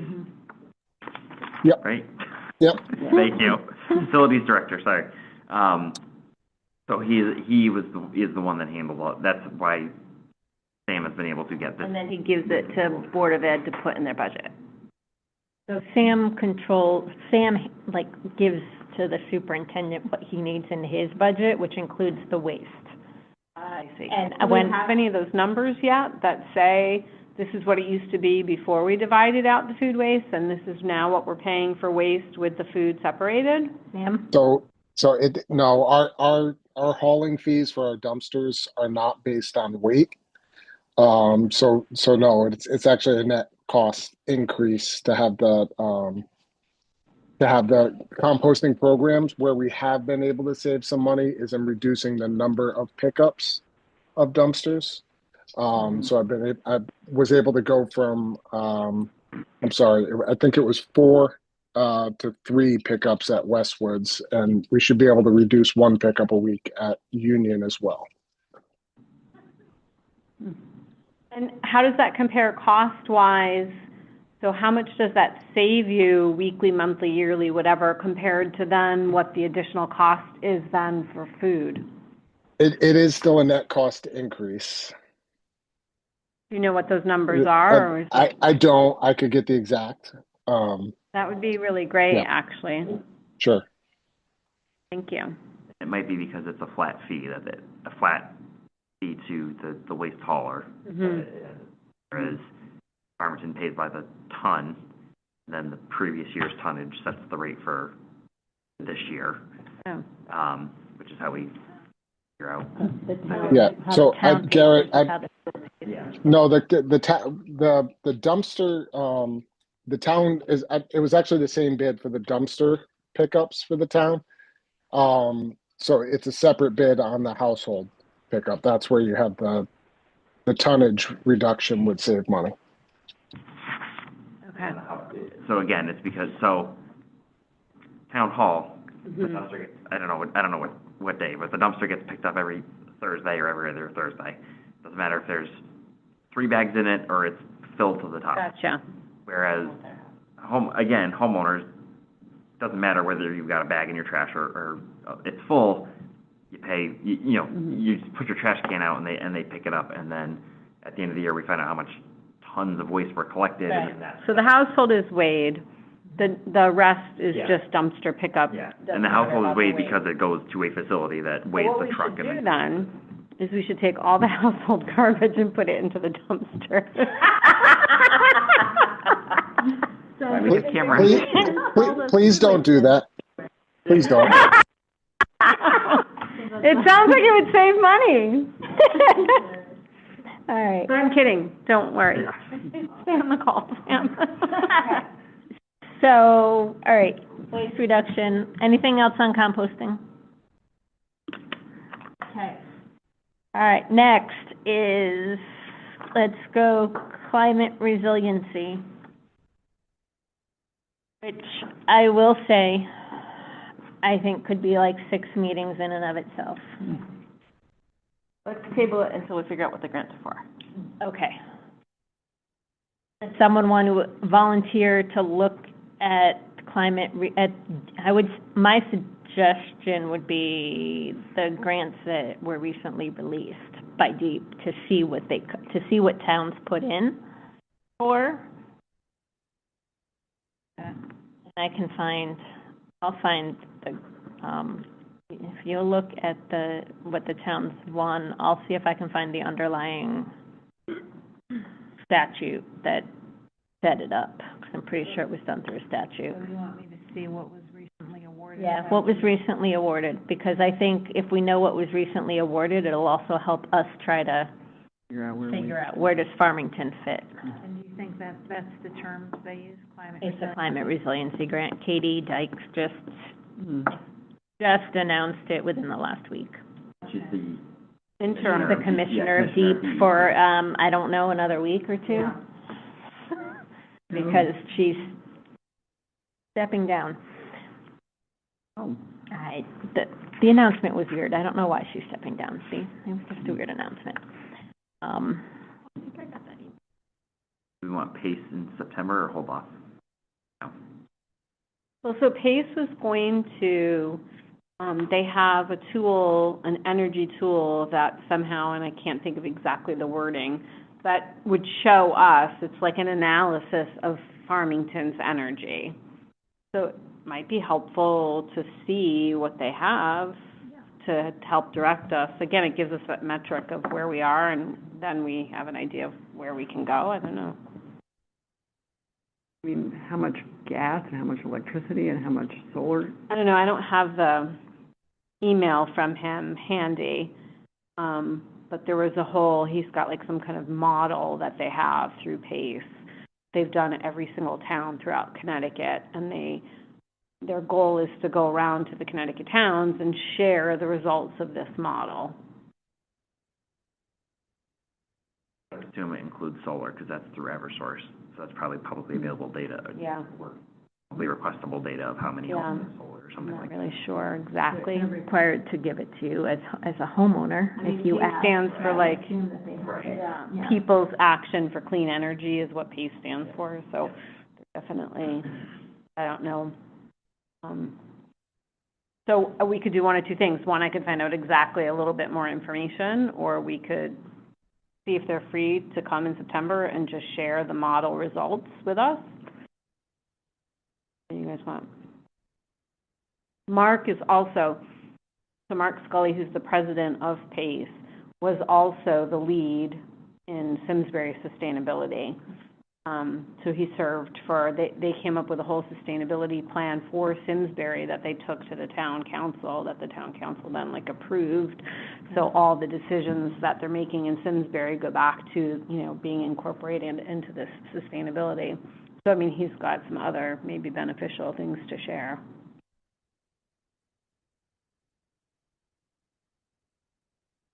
September, yes, no, yes, September. But also additional information is helpful. Okay. So if I get that additional information, do I send that out to, You can, you want me to do that? And is that September 1st? off the top of my head, yes, September first. That's the first, it's actually, well, First Tuesday. and it's the first day of the month, yeah. That's only if the composting can come in August. I'll do the composting first.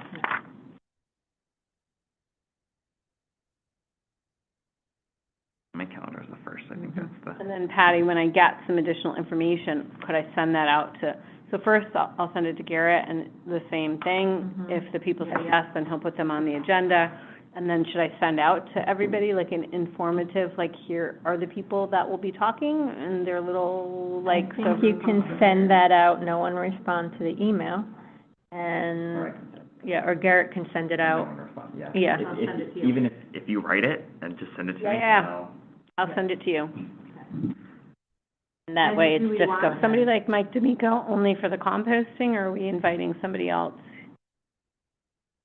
in I September? think the reason for having him to the composting is because he wants to get us money for this. Okay. So that's part of why I want him at the composting, because that's, if he's willing to get us money for that, then, and I think for the climate resiliency, I think we're a little further back on knowing what we might want money for, but I think does that make sense? Yes, okay. There might be a broader range of grants for climate resiliency. Right. Okay. And if, and part of what he's also looking at is like, say, like for the high school, the Farmington delegation, because we have 4 representatives in Farmington, they, or 2 senators, 2 representatives, they got together and like got more money from the legislature, like earmarked for Farmington for the school. And Mike's been known to do that for other things as well, to be able to, like in one of those big, huge omnibus budget bills, there's a line item. So even when there's not necessarily, so for like composting, if there isn't necessarily grant funds available, maybe there's a way to get it through as a earmark. Sorry, go ahead. Is there any other source besides DEEP, grants, towns for sustainability or climate resiliency? I was wondering if, Sustainable CT does matching grants. So through Sustainable CT, it's a community matching grant. So you post it to the community, and then if Farmington raises, like if you get enough donations from the community, then Sustainable CT matches it, because Sustainable CT wants it to be a grant that the town wants to do. So that is available. It is how the Land Trust puts solar on the roof of the Wilcox Bushley House over near West District School. They use Sustainable CT because 5 years ago, I think, town council signed a resolution to be a Sustainable CT town, and even though it never actually went for any of the gold or the silver or any of the certifications, it does keep, part of the reason for doing that was to open up this pathway for Sustainable CT grants, because it's available to the town, but it's also available to, like, Foundation for Public, whatever the different charitable arms, and so Land Trust, I guess Historical Society, I would assume the Garden Club, anyone that's like putting something that meets the Sustainable CT goal, can do a matching grant. Amount raised or number of people donating? It has to be a match in the dollar value. So in terms of what we were talking about, with finding out, you were gonna find out about the grants, is that coming back to, like, the next meeting? Is that the idea? I would say that we'd talk about it after the PACE presentation. Okay. I'll bring that. So we have till September, she's Yeah. saying. So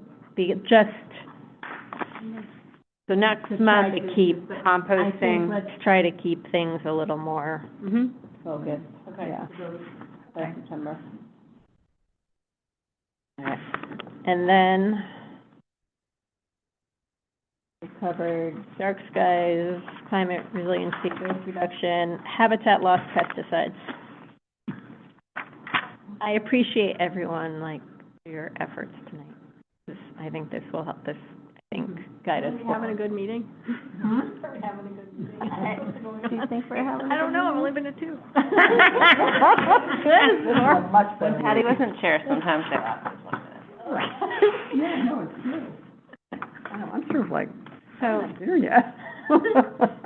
Used to be that we, okay. 7:30. So in terms of like the habitat loss, biodiversity, invasives, are we in town spraying pesticides like on trails and stuff?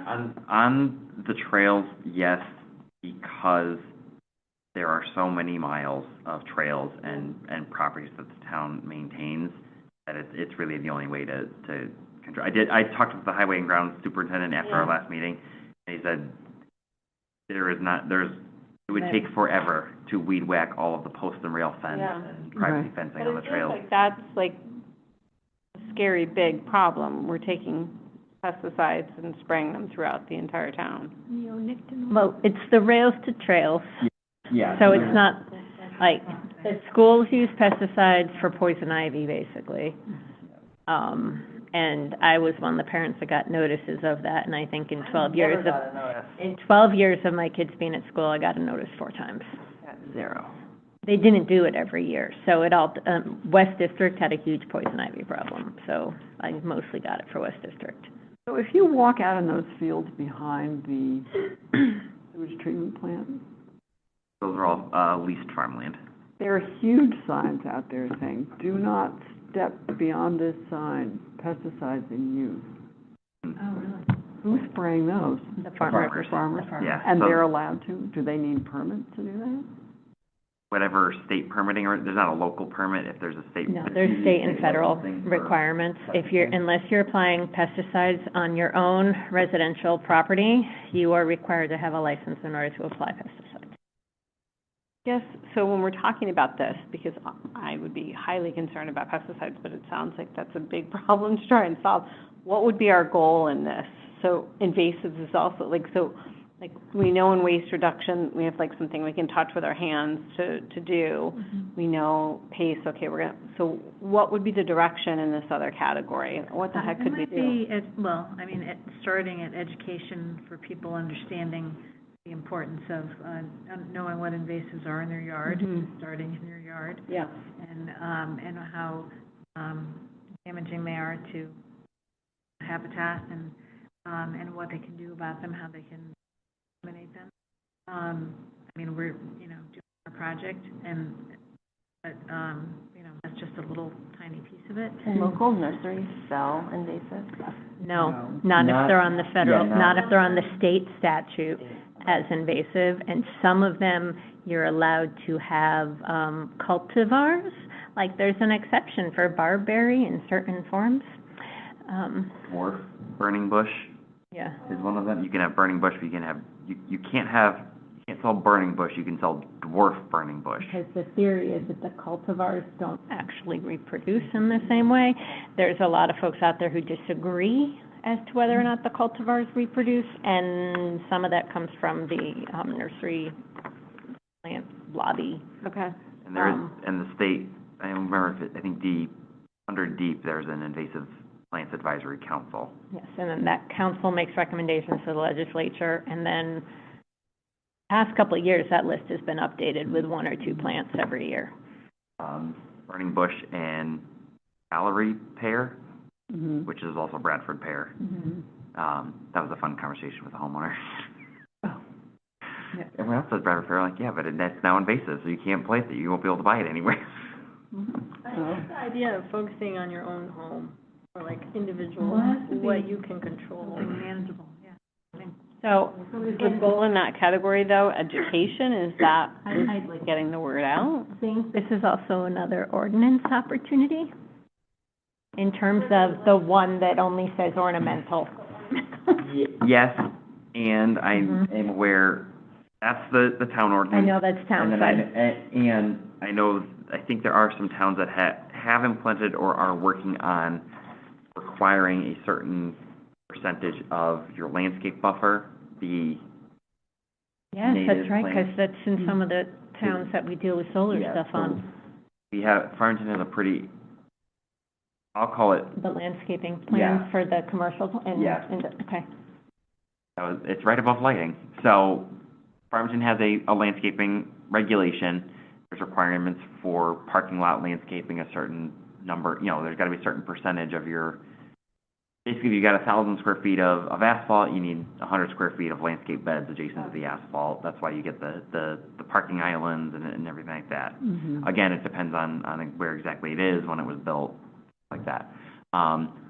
Under the regulation, if you are a business or industrial zoned property abutting a residential or business, so if industrial abuts business or residential, and then if business abuts residential, there are landscape buffer requirements of a certain based on the width of the buffer you're proposing, there's a certain number of plants you're required to install. I'm gonna use the bee buffer yard because that's the most common one. So if it's a business abutting a residential property, for every 100 feet, if your buffer is 60 feet wide, you need 0.6 times 15, so eight trees and 8 shrubs. The narrower it gets, the more plants you need. So at 35 feet, you need 15 trees and 15 shrubs. And then you drop down to 30 or 25 feet, you need to install a berm or a berm wall as well. There's different requirements for that. How can we improve this?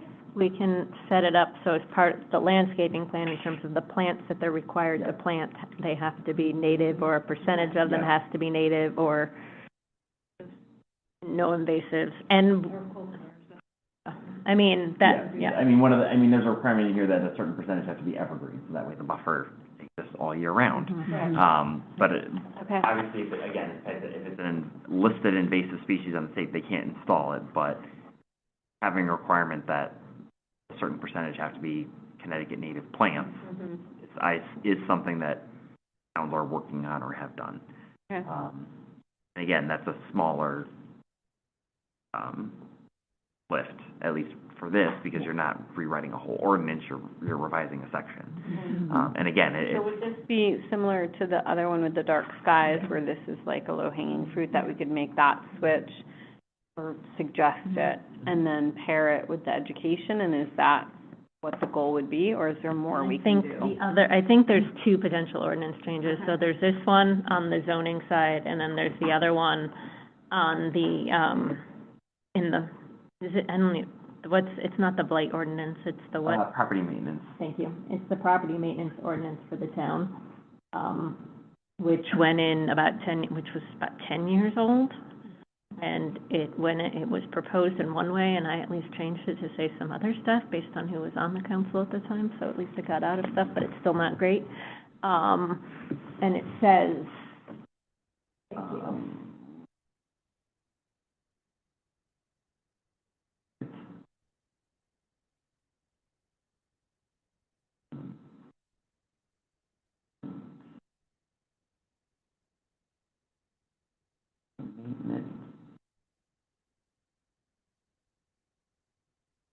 Got it saved to my desktop, so. All right, vegetation, here we go.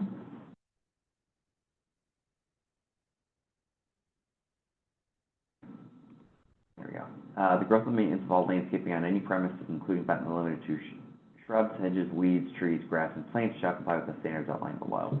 Grass, weeds, and vegetation shall comply with the following standard. No owner or occupant of any premise shall permit grass, weeds, or vegetation to grow to a height greater than 1 foot on any premise with a building or a dwelling across the property line and up to the curb line, unless such weeds or similar vegetation is planted as a crop to be harvested or for ornamental purposes.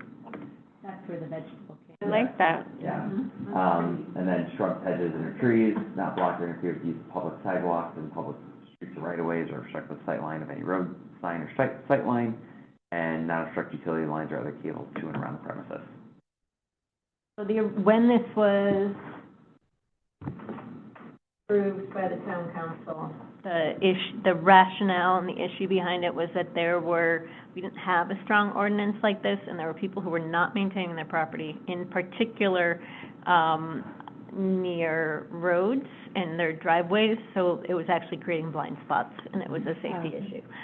So, and the town had no real way to enforce. That was the underlying purpose of this ordinance. The concern is that, now, like I said, I interpret ornamental to mean, I like the flowers, I like to look at it, therefore it's ornamental.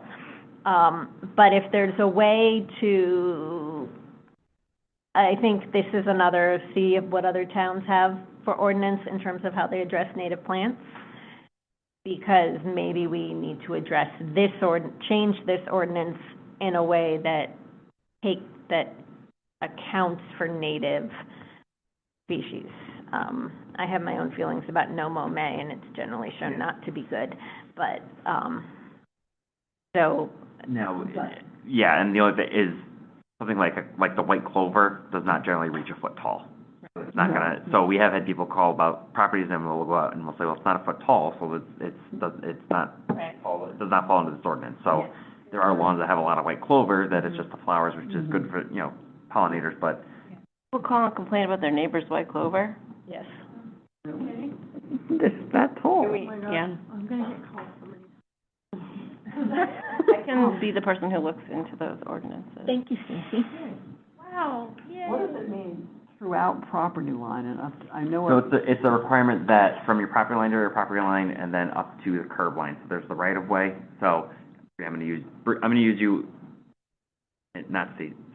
Or yard. You have sidewalks. No. I have sidewalk. So if you've got a sidewalk, generally your property line stops at the inside edge of the sidewalk. You don't own from the sidewalk to the curb. You're responsible for maintaining it. So you're also responsible, so if the requirement is that you have to maintain to the curb line, you gotta mow all the way up to the curb line. We have had people that, have just mowed their lawn and not mowed that. Because they say it's not theirs. Right. And they do not mow the strip between the sidewalk and the curb, and we have to point out to them that, no, the ordinance says you're responsible for maintaining this. It falls under the same, sidewalks, you have to remove snow within 24 hours before amending. Right. It's not technically your property, but you're responsible for maintaining it. Right. Is there any way to, I mean, I don't know this, but even the town's plantings on, if they're putting annuals in year after year, every year they have to replace those? So I've asked this question, and I have been informed that when the town is planting, they consult with the garden club and plant, that's what I've been told, and have taken advice from them on how to plant. Now, that's what I've been told. Who's doing it? I've never heard We of have that. like a department in town who's doing the Department of planting? Public Works, if they're gonna plant anything, it's gonna be them, but we don't really plant a lot. There's stuff that's planted like around the stop signs at West District, on West District and Red Oak Hill, or is that Copper Mine there? Right out here. So town hall is planted by our custodian. He works, he's under the public works department, but he's the custodian for the town, for 2 town halls, so he's the one that does the planting and mowing of the lawn area. And that's not really an ordinance, but it would be a good example for the Sure. town to say, we're gonna move toward more native Let's species. cover the town lawns with clover. That'll like. Yeah. No, I know it's not, but they were talking about These are honeybees. But the bees like it, right? And earthworms. That would be more of a town policy, under the town manager, but again, it would be at that point, it'd be a request from the Green Efforts Committee. Can we make that kind of a request then? Garden club plants on town property with their own money?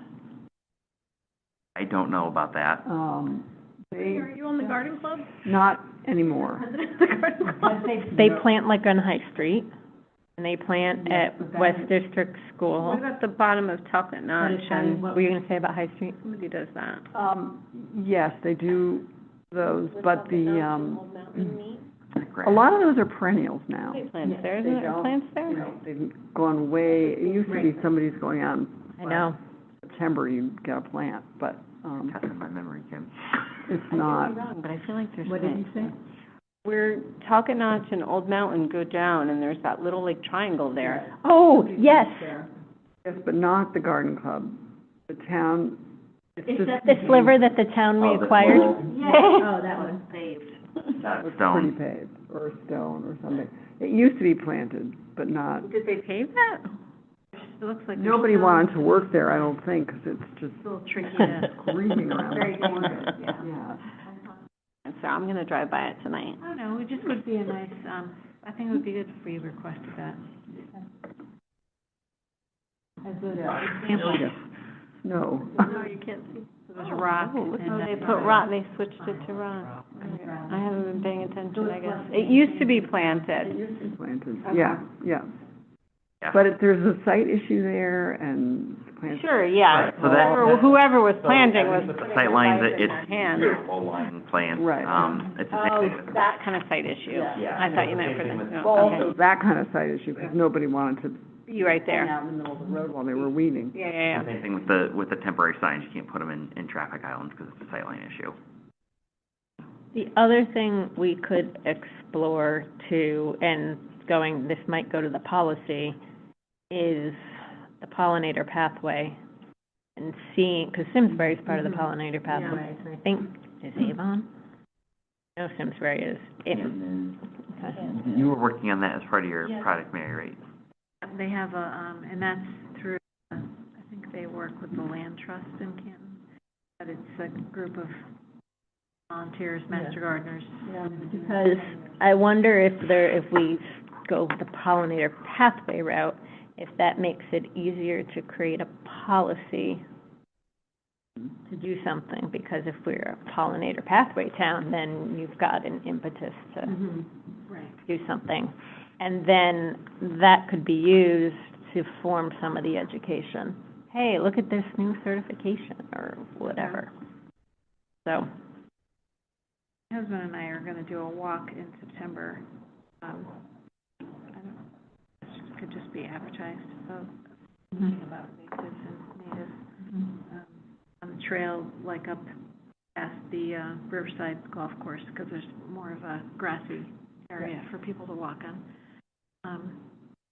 That's our little effort for the Sun Project to educate some people that. People signed up? I haven't posted it yet, and I have to limit how many people there are because, you know, like, just for the safety on the trails and also for, so people can hear you. You can't have like 40 people. You're trying to show them the plant. But if we had a lot of interest, I would, you know, I'd do another date, add another date. Okay, this is the thing I'm gonna volunteer to do. I'll be your, like, Okay. the place that I moved from, I don't know if we have business improvement. I didn't hear what you said. Business improvement districts, like where the local businesses come together and. No. Well, the place I moved from, the bid there, like, planted a national park of natives in one of the main thoroughfares to set an example. And then there's like a QR code where you can learn more for your own, I don't want to bring that up again, but. I like QR codes. I was wondering, the master gardeners, my sister-in-law and you, Right. but don't you have to do a project to become, or like have community service or something? You have to do a number of hours a lot of hours to become one, and then you have to maintain those hours with, retain your certification with 20 hours of service a year. What if we, came up with opportunities and pitched them to the master gardener organizers? Like, around the town hall is a place you could adopt and plan and maintain, or like some area in the town or something like that? And You have to have permission from the town to do that. And you also have to have a master gardener who's overseeing the project. oh, that would be you. Okay. Okay. Well, two things. You know if the extension office has any information on native plants? Oh, yeah. I'm sure they do. Yeah, then they're right in town. Right. Well, yeah. Seems like the best kept secret of Yukon. Yeah.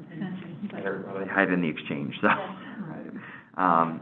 Because having information from them to, if we're looking to make a recommendation to the town manager's office for a town manager policy, of having that. Master gardener. Right, that too, and then the second question is, were you still interested in doing, an information session in the fall on native plants?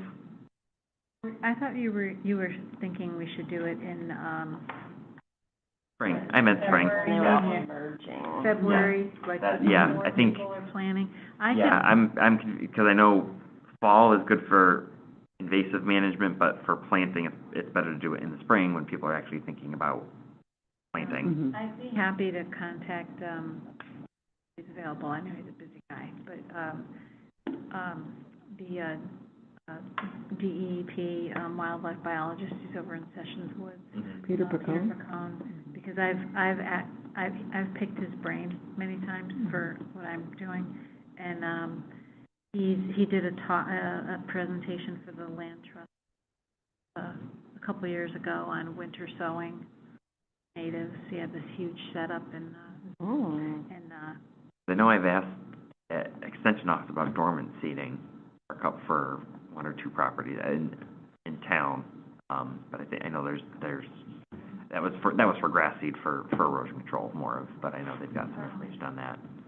yeah, I mean, well, we're supposed to be able to research anything. Well, it might take us a while, but we'll get the information back to you. It's what the mission is.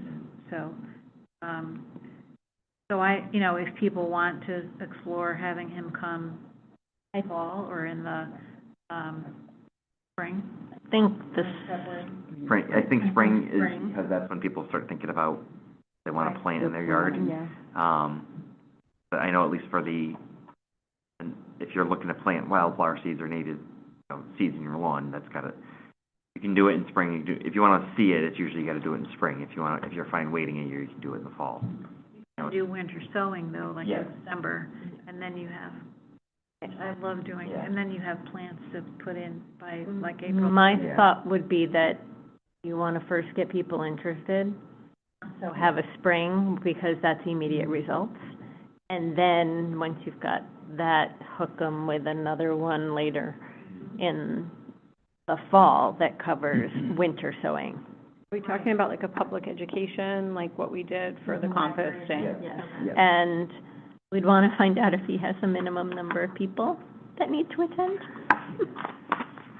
I did talk to the Garden Club of Hartford, so there may be people in that audience that I could. You mean of people who would, Who would want to come. oh, yeah. I mean, And I think and I would advertise it through, I send the word out through the Hartford Extension office too, which I did for the composting guy. We could do that. I mean, there's so many things you could do for, you need people to do it. And, I am in the process of creating a website just for our project, try to get the word out about what we're doing and why, what would matter, and here's resources, and,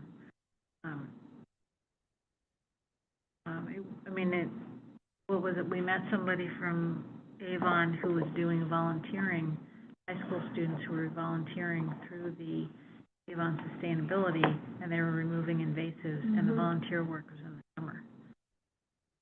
It was Carrie, the, Firestone, Eric from Avon? Yeah. so she has, like, she calls them interns, but they were all high school students. She's the chair of the Avon. I think so, the chair. Yeah, she is. I got her email. Yes, she was on that loop. So that could be another possibility for outreach, for engagement, for the community. I think we talked with her a little bit, and we talked amongst ourselves at the event of, like, getting her blueprint of, like, so how does she get these? Yeah, how does she? Because I saw her at Fisher Meadows with a dozen teenagers doing the invasives and education, and then them doing the work. And they worked the event. She did not. Right? She stopped by and, like, anyways. So somehow figuring out how she works with a large group of high school students that do a lot of work, that could be helpful. She's a resident and the chair of that committee. She's not on she's not an elected person. So I was going to add, I think What, I thought she was a teacher. She wrote, 2 books. she wrote dress coded, right? She wrote Dress Coded, and she wrote How to Start a Climate Club in Your School kind of thing, yeah. She's an author, published author. I think she also has an advantage that her position doesn't change with elections. So can we sort of go through, so we've gone through like each of the things, so it sounds like we have sort of this pathway with waste reduction, it sounds like with the resiliency, we have like very specific, with the dark skies we do, and then with the invasives, we came up with a couple of like things that you all are gonna research, and then an idea for spring education, and that's right? Yes. Did I miss anything there? Okay. I'm just gonna do a quick run-through of the agenda, because this was gonna be G. So I'm gonna suggest that we hold off on any other public education topics until we've had the waste reduction meeting and the CPACE discussion, so that way we can figure out what types of public education topic we want to do that might be incorporating what we discuss. Yeah, I think today we sort of got the basic Yes. formatting of the goals, and then getting of how the education will be. And then the sustainability fair, is there anything we need to talk about that at this meeting? Okay. Sorry, Yes.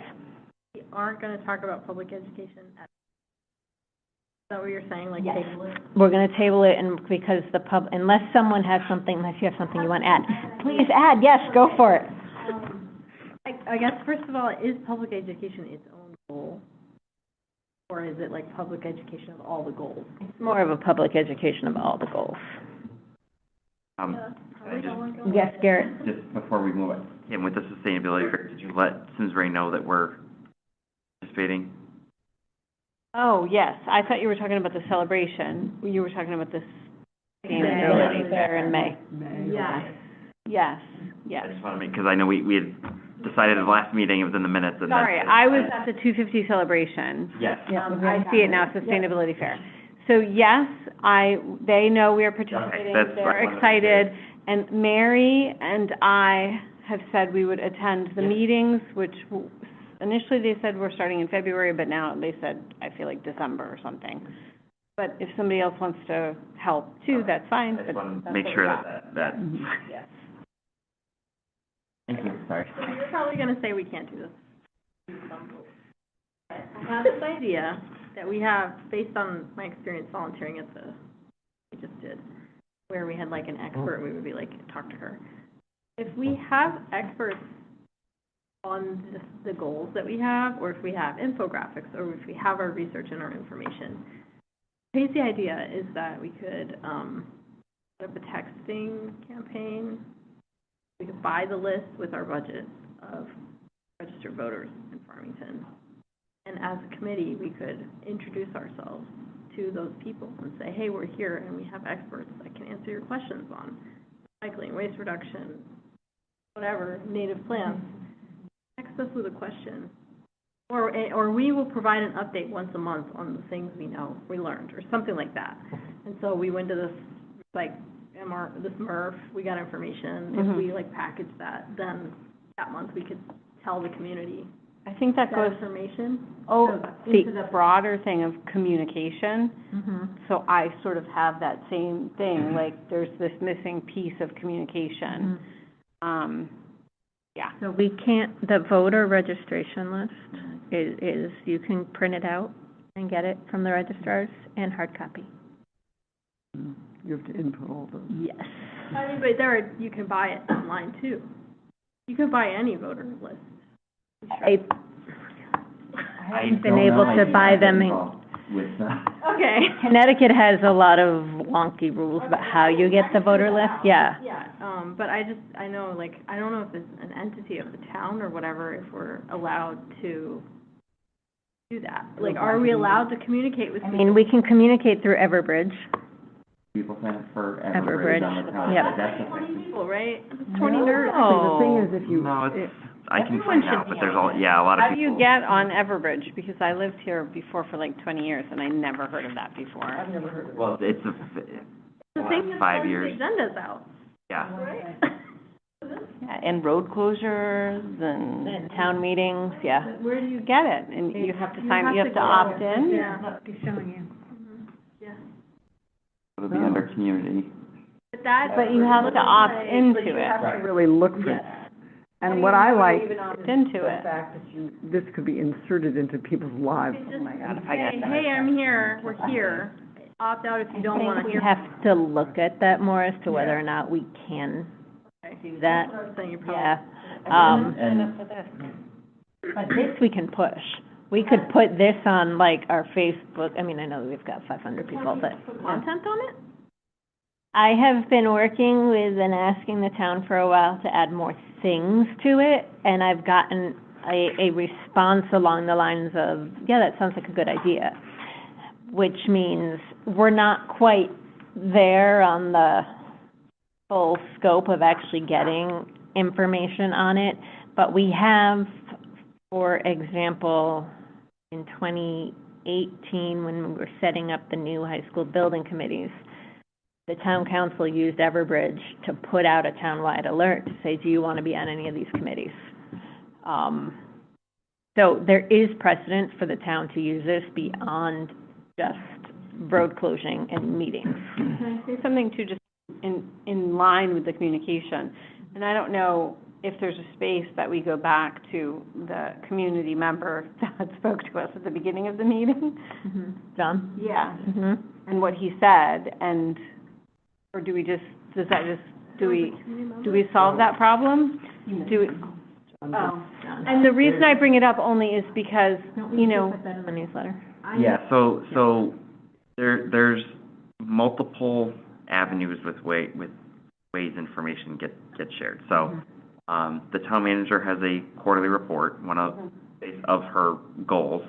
One of those goals is the Green Efforts Committee. So quarterly, when I prepare a report on what the committee's been doing. Okay. For cleanup day, I definitely put in, these are who donated prizes, and that, I don't think, it's not like it gets read aloud verbatim at the meetings, but it is. It was in her report. It was? It was. I was there at the meeting, and I was all set to talk about it, and then she talked about it instead. Yeah, so that's only quarterly, it's not every meeting. But that does get, posted to the, I think it's included in the minutes of the town council meetings that it gets presented. In addition to that, there is the town newsletter. I understand it's only quarterly, but it does go to every household in town. Did the prizes and the donors, and did that all get listed into the newsletter? The donors did, I don't think the prizes did. And the only reason I bring it up is because, like, I would have put this information on Facebook, but I didn't have access to who the winners were and the weights and all that kind of stuff, and it was one of those things that just kind of fell through the cracks. And then it gets so far along, this is April, but there is some validity, I think, in what we're able to communicate and then how we're able to grow interest and participation. Show appreciation. Yeah, because we need to go back to those people next year and ask for donations, and it would be great if we had a lot more people helping to pick up litter and all kinds of stuff. I did send a thank you to the person, You got the thing? Good job. thank you for that. Oh, good job, yeah. But I guess, so when we talk about communication somehow within the committee, like, when the school came and we voted and we totally paid for their composting, that's like a huge, exciting win for the town and for this committee and for the school, and that would have been great to put on Facebook the very next day. But, whether it's because I'm new on the committee and I'm the one that's doing the Facebook and I didn't know what was allowed and what was not allowed, and... What we talked about is because it's students, there's different requirements that we deal with, that I wanted the principal to respond to, and I don't think that ever No, it didn't, yeah. That was in the town manager's report.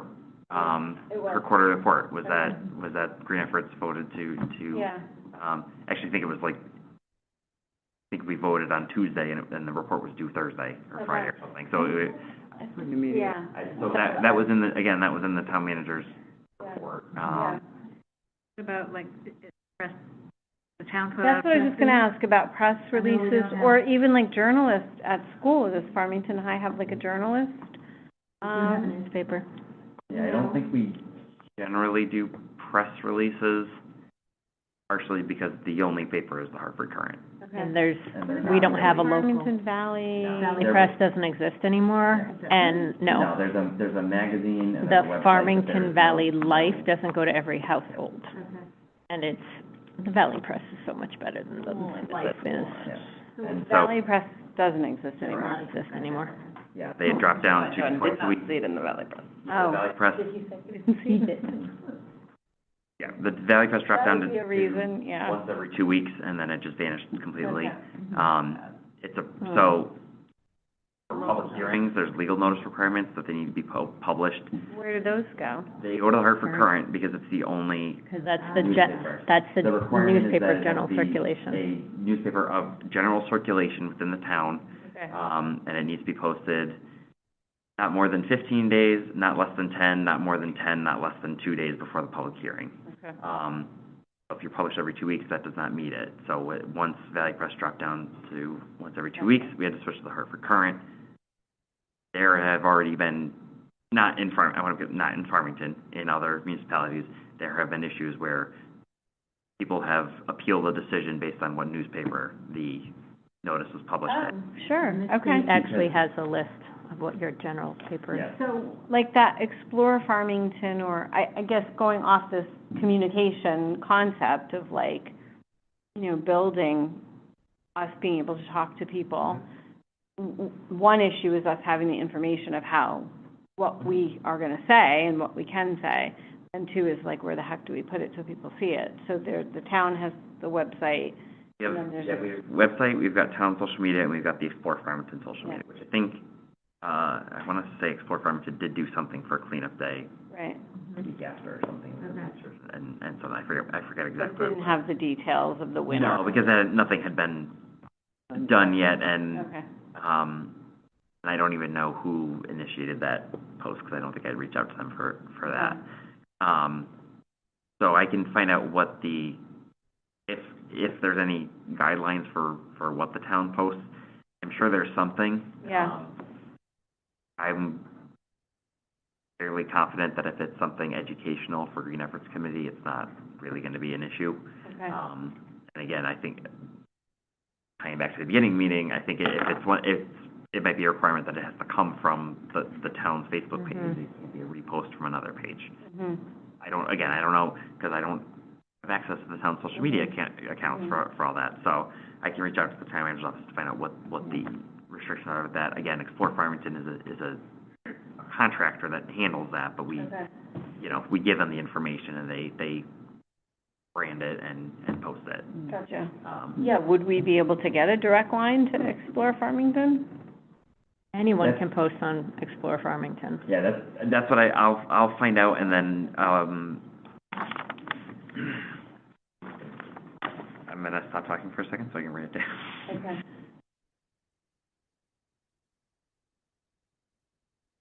somebody to start a Farmington paper. Yeah, we don't have, yeah. These days. The town of Farmington has 1,700 followers, Facebook.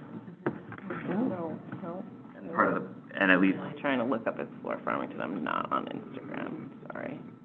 yeah, it's on Instagram and Facebook, and there's a website. I'm on Instagram, but not on. No, I just never check, a but- link just opened. Not a lot of options. No. And I think that's part of our, like, so if we're saying we have these goals to, like, sort of what Christina's saying, we have to have a way to get the information into people's houses, brains, whatever.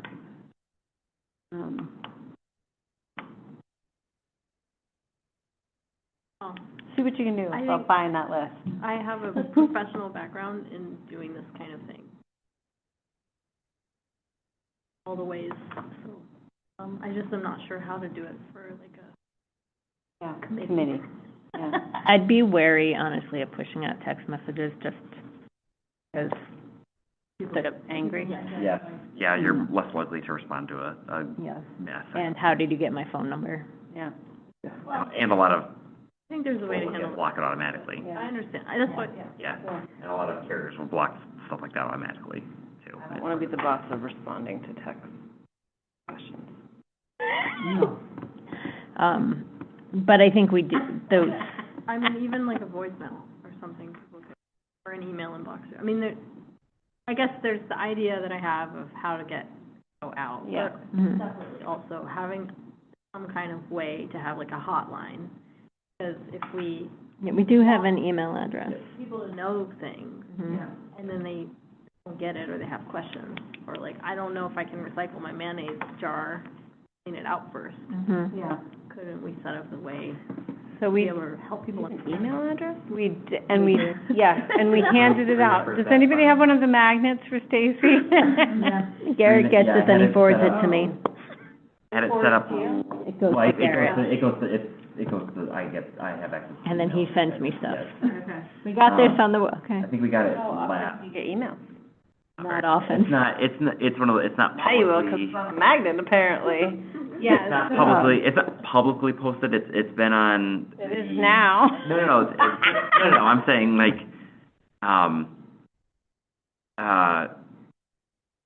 okay, so it's been on the posters for the past 2 years for cleanup day, because we got it set up last year, so it's a general email. what is it? It's Green Efforts at Farmington Heights. Yeah, so it's on our Facebook, so I think I put that on there. You did? I think I I know did. I just added the links, I can't remember. I added the link directly to our page, because I think it's really confusing to try and find the page. Agreed. And then I've pinned the QR code with the email address and like the reach out to us with concerns, ideas, questions, and that QR code that Christine is gonna keep up to date for us. Well, may I please have a deadline for research on, like, the same way you guys all signed up? I'm signing up for my thing, public education research, and maybe a proposal or something to September. bring in some months. September. Well, I will hope to get mine done before then. If anybody has anything that they want to put on Facebook, so now I've put your article up with the, the photos, and then I put up the newsletter that you created for the event. So I'm not on Facebook, but how can I access? Is there any way of accessing what you've put up? You can get a look at it, I'm not on it either, but if I just put in Green Efforts Just look at the Committee, page. Farmington. I think it's a bit, because it's a You public can- page, it's not a. Yeah, you can see it, you won't be able to scroll all the way through it, because at some point it's gonna say sign up for an account. Google Farmington Green Here Effort. it is. I just literally put up what you gave me, Right. and then the photos. Cool. You can look at it if you want, yeah. No, I'll go with And it's pinned to the top, because it was such a big, the invasives were a big topic at the, anyways, okay, sorry. So, I'm gonna move us along, yes. All right, we covered planning ahead future meetings, so we're not going back to that. Public education, social media, we just did. 250th celebration, unless you guys wanna add anything, I think it's been interspersed in our conversation today. Thank you for going We and. need on the record that we were the best booth. We were the busiest booth. You were very busy, every time I went by, I couldn't chat. People there. Mhm. Really? Yeah, they were very busy. Sorry, I The weather ended up working out that it wasn't raining. Right. It was originally gonna rain, and then it got pushed out. Yeah, the weather, and Mary did a great job. Not only did she like set up the tent and all that, but every question ended with a 20-minute discussion with Mary. Well, All roads led to invasive. did a great job. And then we had, our Murphy Road Recycling Facility Sidewalk discussion. Does anyone have something quick that they would like to say about it? Or I can just put it on the August agenda. Or it can go on the August agenda when we are talking about composting. We could talk more about that then. I think it was great, wicked cool. We need to get the word out to people. Yep.